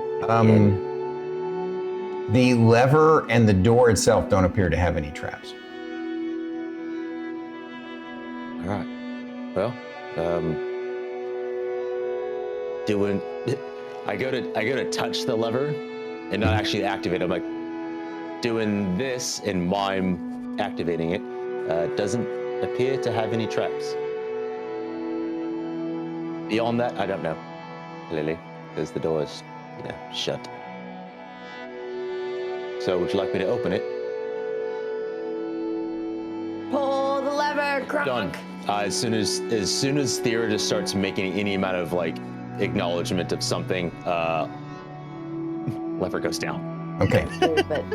All right. You pull the lever, and the door slides up just like the others, and clicks and locks in place. There's another chamber on the other side, and at the back of the chamber looks like a stone chest that's open, and there's shiny gold. Actually, no, it's an altar, and on the altar there's treasure, there's loot, there's gold, and there's golden coins and jewels and gems and such. There's also you see a ring and a statue, a couple of rings and a statuette, and a couple of statuettes. Now, No. the floor's probably trapped, or the loot itself's trapped. Now I could Misty Step over there, and that gets rid of the floor option. Well, while you figure out what you guys want to do, Yep. this is as far as I'm going to take it. If you do need my help, please just let me know. This is not one of those, constant concentration things. Just the longer you delay me, the longer we're going to sit here not going forward. Yep. Excellent. So then I just go wait. off. Yeah. Thyra, Yes. do you have enough room to fly in there? Okay. While they're doing that, I'm gonna go make my knock scroll. Sure. I'm gonna go. But I'll go over to the door and take a little peek-see and gauge if I can fly in there. Yeah, it's the ceiling's 10 feet high. I mean, it's a little, it'd be a little tight. You'd probably bump your head a little bit, but if you're careful, you can. So that potentially eliminates if the floor's booby trapped. But it still doesn't if that's over there is booby trapped. So do you want me to start investigating the floor? That would be great. And I can definitely attempt to assist you. Okie dokie. So how do you want to investigate the floor? So I'm literally going to be looking in the doorway for any pressure plates on the floor directly in front or anywhere that I can see clearly, but I'm not going to stand on it.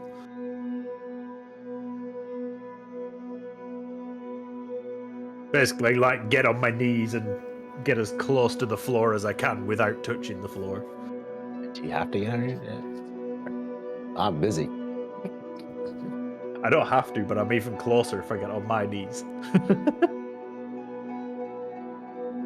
Like, aren't you at floor height anyway?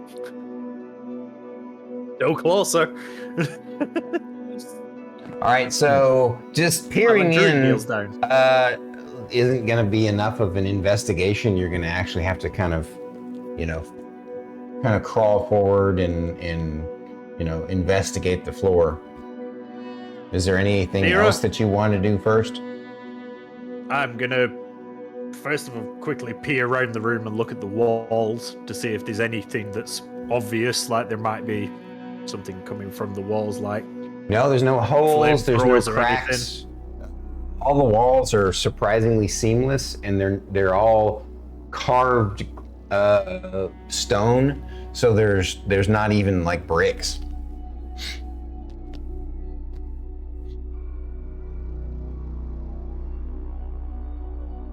Wait.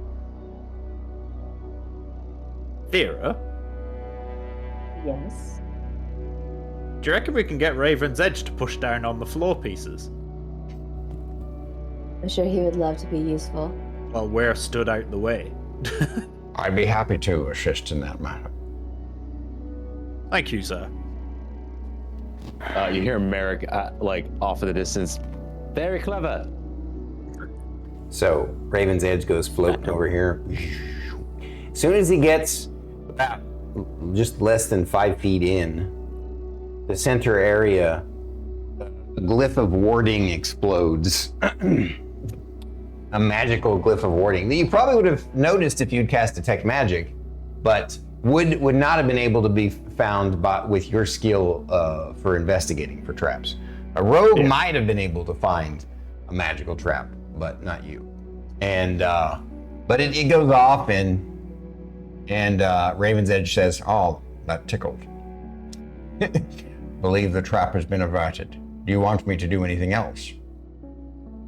I'd still like you to give a pretty hard tap on the floor on each panel to get across to there. Very well. He kind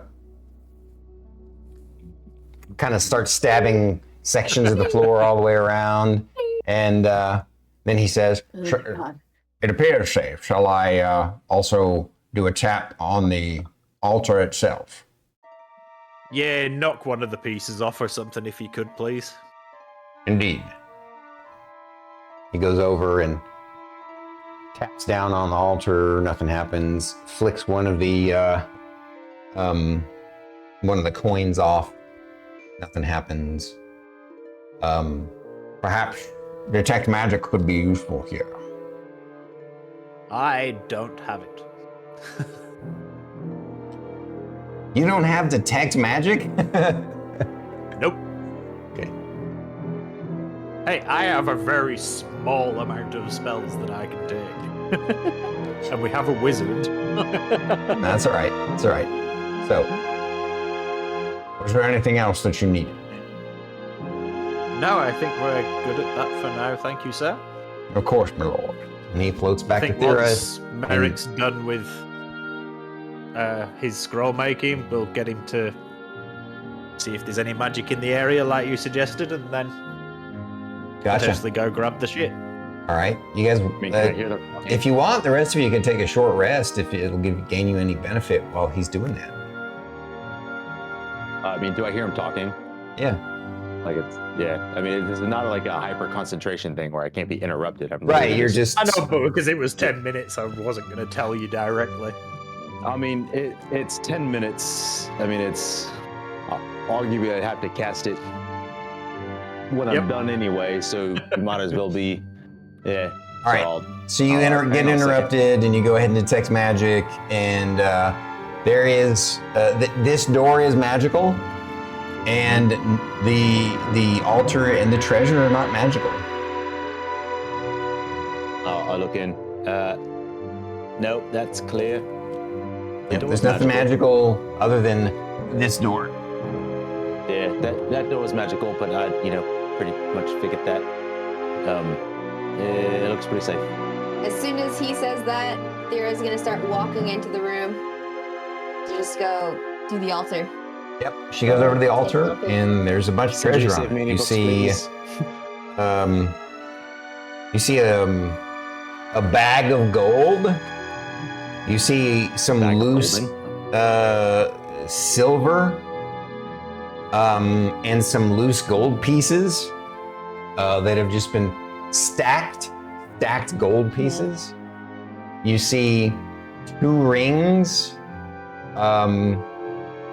2 statuettes, 3 green gems, and 3 smooth green gems, and 4 polished purple gems.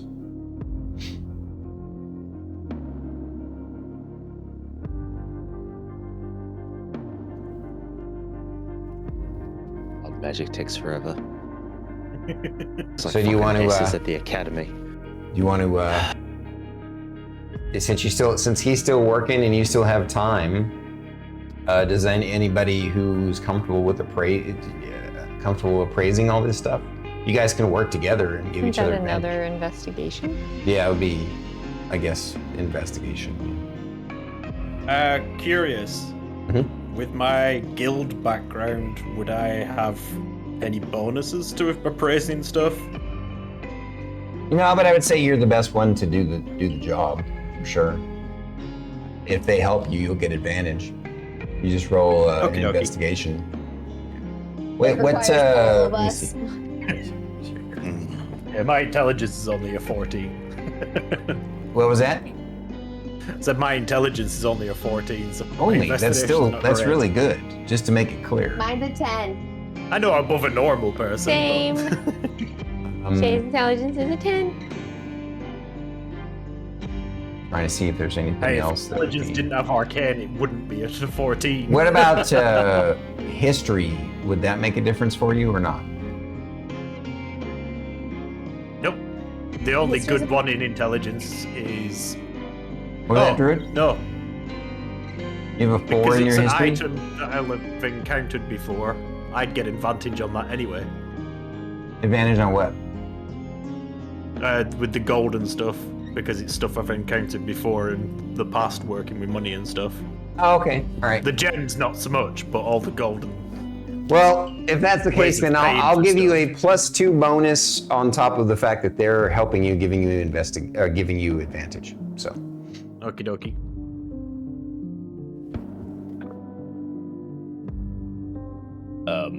If anybody hears Merrik's muttering, he's like, fuck, I need to devise a way so I could have a quill write my scrolls for me while I'm doing other shit. Fucking god damn it, his hand's cramping. He's like trying to write through it as fast as possible. It's probably the ugliest scroll he's ever done, but it fucking works.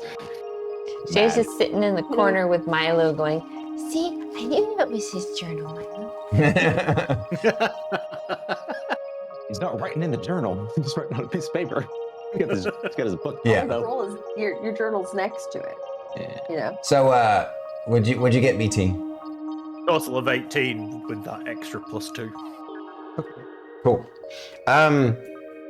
It's really easy to determine the amount of gold in the bag and in the stacks. There is 2,000 gold pieces in the bag. Drew, can you write this down? Wait, what was it? Sorry. 2,000 book. And then there's 2,000. 350 gold pieces in the stack.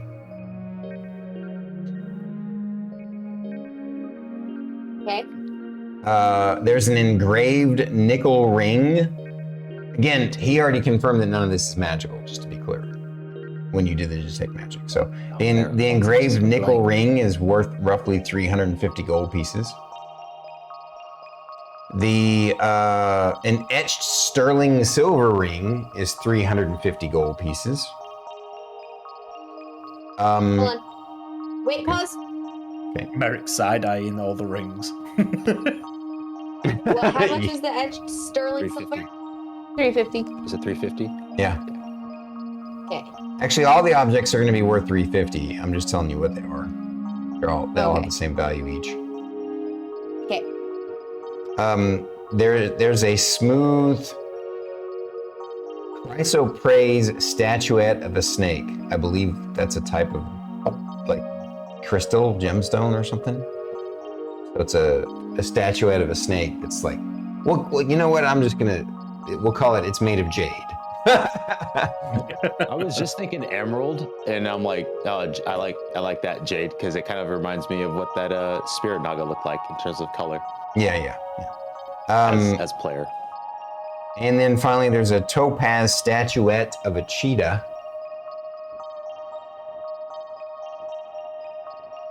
Those are 350 each as well. Yep. And then there are 3 smooth emeralds that are also worth 350 each.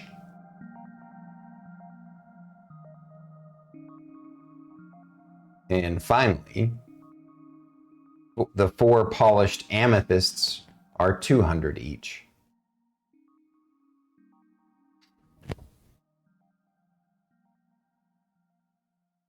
You said 200 each? Yeah.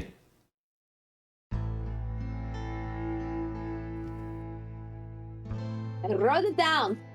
Wrote it. I wrote it down. Thank you. I'm assuming you nowhere to guys fucking pile all the lead treasure to into your right. bag and Into the bag of holding. okay. Older. Alrighty. And then he is finally, after some time, and everybody takes a short rest. If you get anything from a short rest,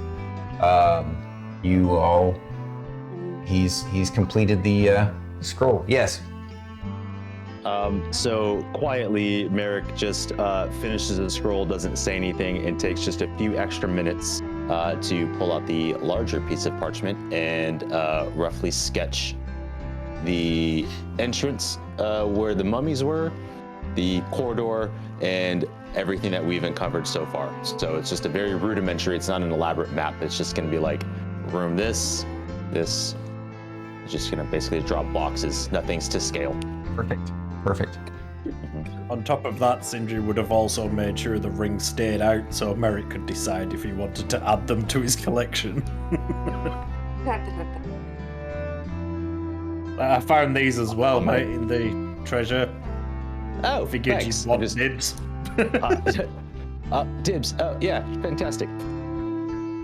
And like doesn't even like care. He's like, yeah. Throws them on. Let's go. Oh wait, hang on. The hang shiny. on. Wait. Are you sure you're not on Magpie?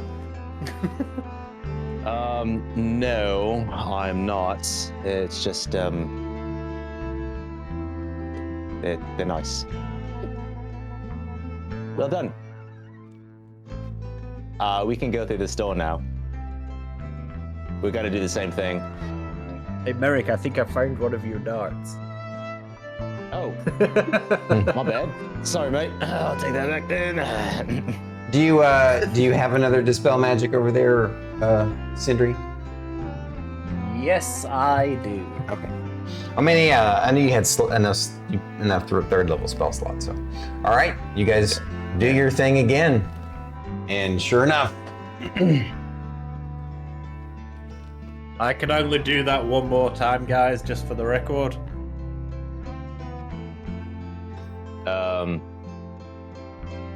Sure. And then I'll just like. Oh, I grab- suppose I can recover some spells if I really need to. I got you. Grab the pearl of power and just flick it at him. There you go. I want that back though. Hurry Well, up. you might as well keep hold of it for now. Oh, yeah, shit. Did we want me to do the legend lore about the thing? We never actually came to a decision after I said it was my only highest level left. I don't know what's left in this this space, and I feel that at the moment it's probably smart to reserve our resources, and we can learn about him in a little bit. I feel like this is far bigger than we expect, and I imagine we might be here for a minute. So, Fine by me. do it then. All right then.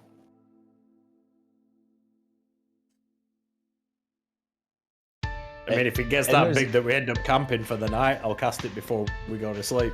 That's what I was thinking. I was going to suggest. the So same. there is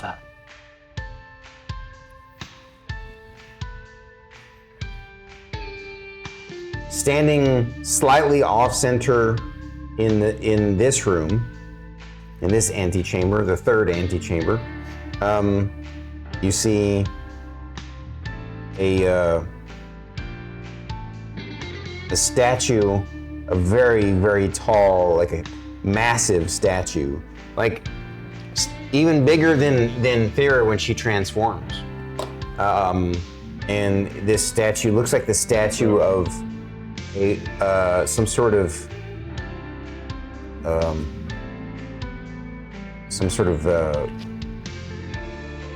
pugilist warrior.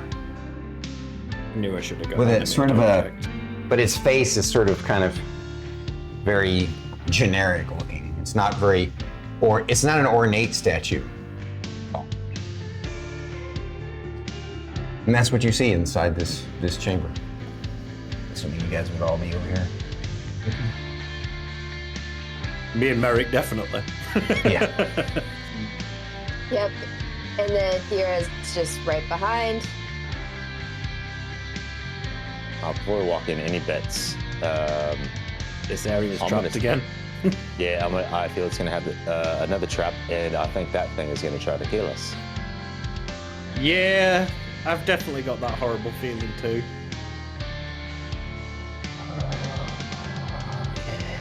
This is not undead. Fuck, did I just ruin it? It's probably gonna be undead now that I said it. It's a gargantuan golem of some kind. Yeah, just because it looks like that doesn't mean it can't be undead too. Undead made of stone? I've never heard of that. Shae? Could be encapsulated in stone. Could it be like a construct with Mr. Connor? Alright. Raven's Edge! I mean, I could just look. I'm right here. Can you guys, Shae, Thyra, can you just keep an eye on that big fucking thing? I just meant send Raven's Edge in to hit the statue. Well, I want to, you know. All right. No. So roll your check my investigation. Yeah. You want a hand? No. Special. Did you get 30 again? Are you serious? Did you really roll another 17? Are you fucking serious right now? What the fuck is up? Your dice are rigged somehow. They have to be fucking... I'm using the pink Lorcris dice. I'm not even using the pseudo-weighted, never-tilted ones that were giving me fucking crits left and right. I'm trying not to use those because, you know, they're perfectly weighted. I can't... What can we say? Sure. He's good at this game. They're all on things that aren't attack rolls. So you My- determine that there's another pressure plate, but this one doesn't set off a pit trap. Instead, it sets off spears, 4 sets of them that jut out and basically just fill the corridor with spears that point in at each other, and then pop back out. Little Sorry, guys, I hiccuped up. little acid reflux hiccup there. No, just random. Oh. I don't know. Oh. Sucks. No, I'm just kidding. Do you want to That have one was Sindri do the? Yeah. Sindri, can you do the honors, please? Fuck yes. Did you want some help?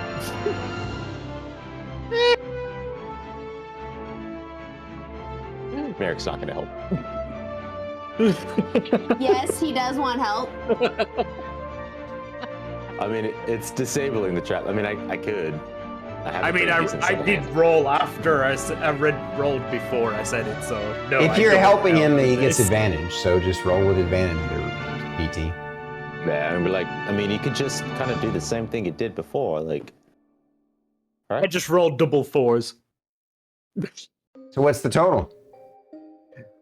I'm just looking at that. 15. 15 is the total?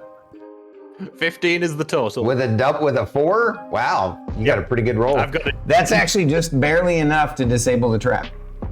Thank fuck for that. Advantage and rolls 2 4s.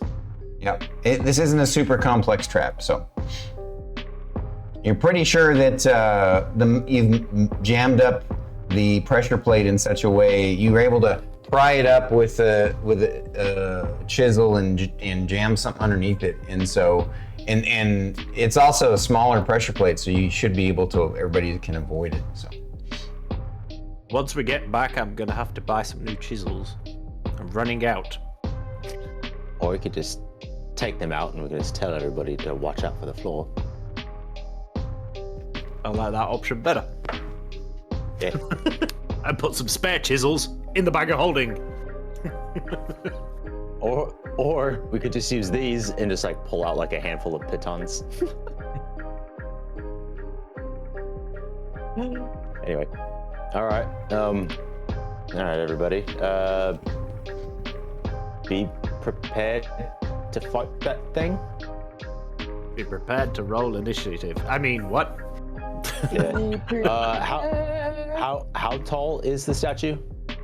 Taller than Thyra in large. No, I know, but I'm just curious. That's.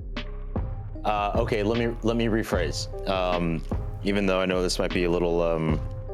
If this feels a little metagamey, please let me know. In the context of understanding a huge or large creature, it's technically large, but it's still larger. It's still larger than Thyra when she's large. But it's not huge. It's large. Huge. Okay. So if Merrick's looking at that, he wouldn't consider that to be a huge creature, but it's a rather large creature. Yeah. Ignore the if it axe. is one. It looks like this guy without the axe, basically. Yeah. Okay. All right. Well, If it does come to life, do you want me to wear dragon? Would there be enough room in this room? I don't know if there'd be enough room for that, mate. I don't know. I'm just eyeing the size of him. Yeah, it would be fun. We've got a Thyra. All right. So you guys make your way in. Is there a different party formation than this one? Since you suspect it of animating?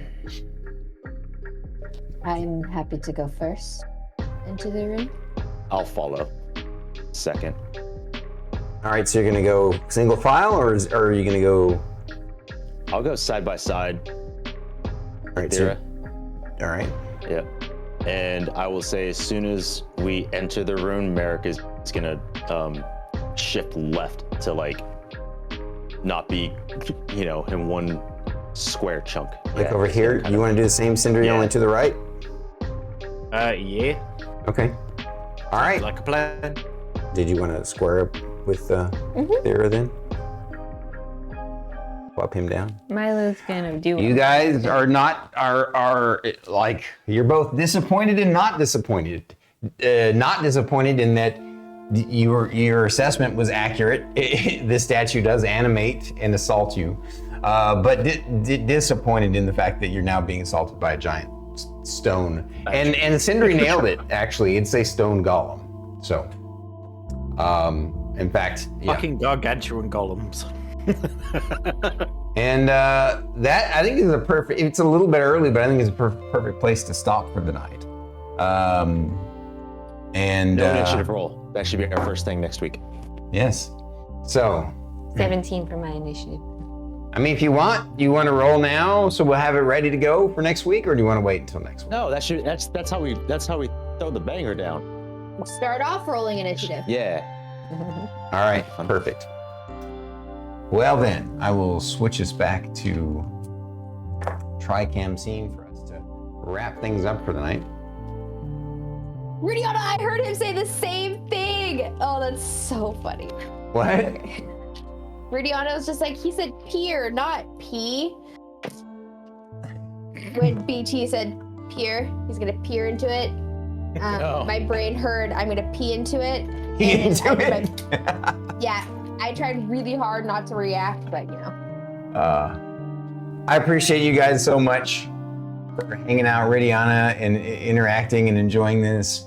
Bubba's always here. Vlad, Spipa, Cheerful bacon.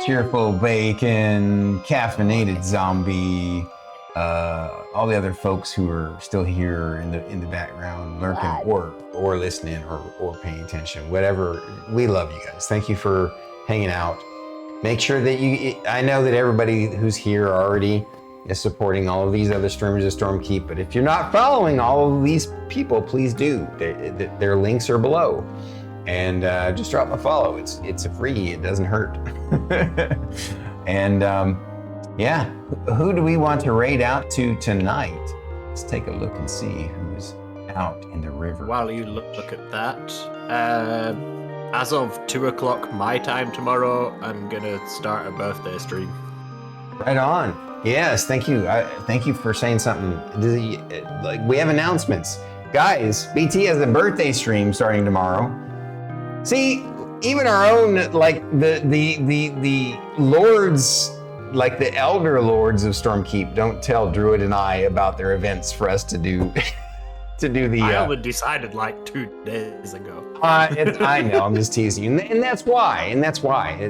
We've kind of put a hold on. The whatchamacallit. The crier. The crier, yeah, just because it's. What time is that for us? Yeah. 2:00 his time? Yeah. Like in the afternoon, BT? Yeah.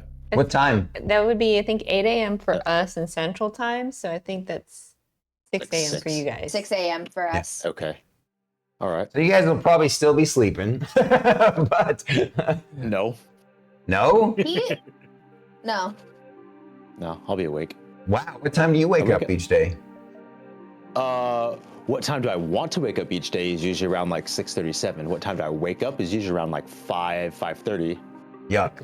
Ugh. And just lay there. Cool. So we have lots of amazing announcement. folks. I'm kind of leaning towards rating Tark just simply because, he's still trying to do that partner push, and we haven't rated Tark in a long time. But I'm open if there's somebody new or something. Tark. I do have an announcement. Oh, sorry, I keep jumping ahead. All right. No, it's okay. BT had his I do have announcements. Happy birthday tomorrow. Yes. Can't wait for it. Now Fate Yes. has an announcement. Yes. Extirpate Fate. Not this week coming up, but the following week, I will be out of town. So that just means no Sunday stream and no Tuesday stream, because I'm leaving Sunday, coming back Friday. So we're not gonna miss D&D.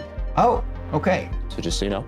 Awesome. And then next Saturday on D&D, after D&D, I will be doing a relatively short just chatting stream, because we're going through a massive change. Because I'm cutting these off to start over. What? Oh. Whoa. Yeah. So I'm gonna look even more like BT. Wow. Okay. All right. So you guys are gonna watch me snip them off. Yep. So that's not next weekend. That's the following weekend. No, it'll be on the 1st. So next weekend. Next Saturday is when this is happening. Next Saturday, yeah. I'm gonna chop them off, and then I'm gonna go Then we visit my get parents. Boybind Fate back. Yeah, almost. And then I will be gone for the week, but I'll be back for D&D. I specifically told my parents that I'm not missing D&D. I was like, I'm gonna go Sunday through Friday. Man, He gets a vacation. Yeah. Because his ultimate goal is to get a break from me. Valid. I mean, So he's also got to get a break from the job, which is very stressful for him, and you know, yeah. I need something to break other than my spirit. I understand. All right, since you got it awesome, those are some awesome announcements. We got a birthday stream from BT. We got a hair stream next Saturday from Fate, and he's letting us know that he won't be here for his Tuesday stream this week, right? No, not this week. No, following week. this week is fine. Oh, okay. Following. Following week. The following week, right. The third through the Next Yeah, seventh. don't worry. The third Thursday. Okay, cool. Yeah, well, And then and now, Druid, you got any announcements? She's short.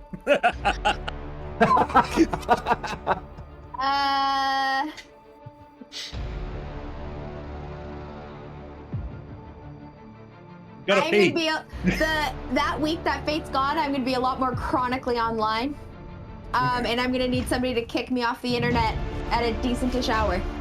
So I'm just gonna need to be babysat, basically. All right, So we'll help. Yeah. And you, StarKitty? Lady StarKitty, Do I have any announcements? Queen of Stormkeep? No big announcements. I'll still be streaming my normal Monday night. Cool. All right. Well, guys, thank you all for coming tonight. You're amazing and wonderful. And let's do this raid thing. Go say hi to Tark. Tark's night. Tark after dark. Tark after dark. He's playing Hollow Knight. Playing Hollow Knight. It's perfect. Hell yeah. All right. I'm going to start it up. Everyone, put your hands and feet inside the raid train. The raid plane. Oh, the raid plane? It's the raid plane. And don't step on your storm wangs. Yeah, it does get in the way sometimes. All right. Cheerful bacon. Bye, Cheerful Bacon. Love you guys. Appreciate you all. Raiding out now. See you. See y'all next see you week. later. See you. Bye-bye. Bye. Goodbye.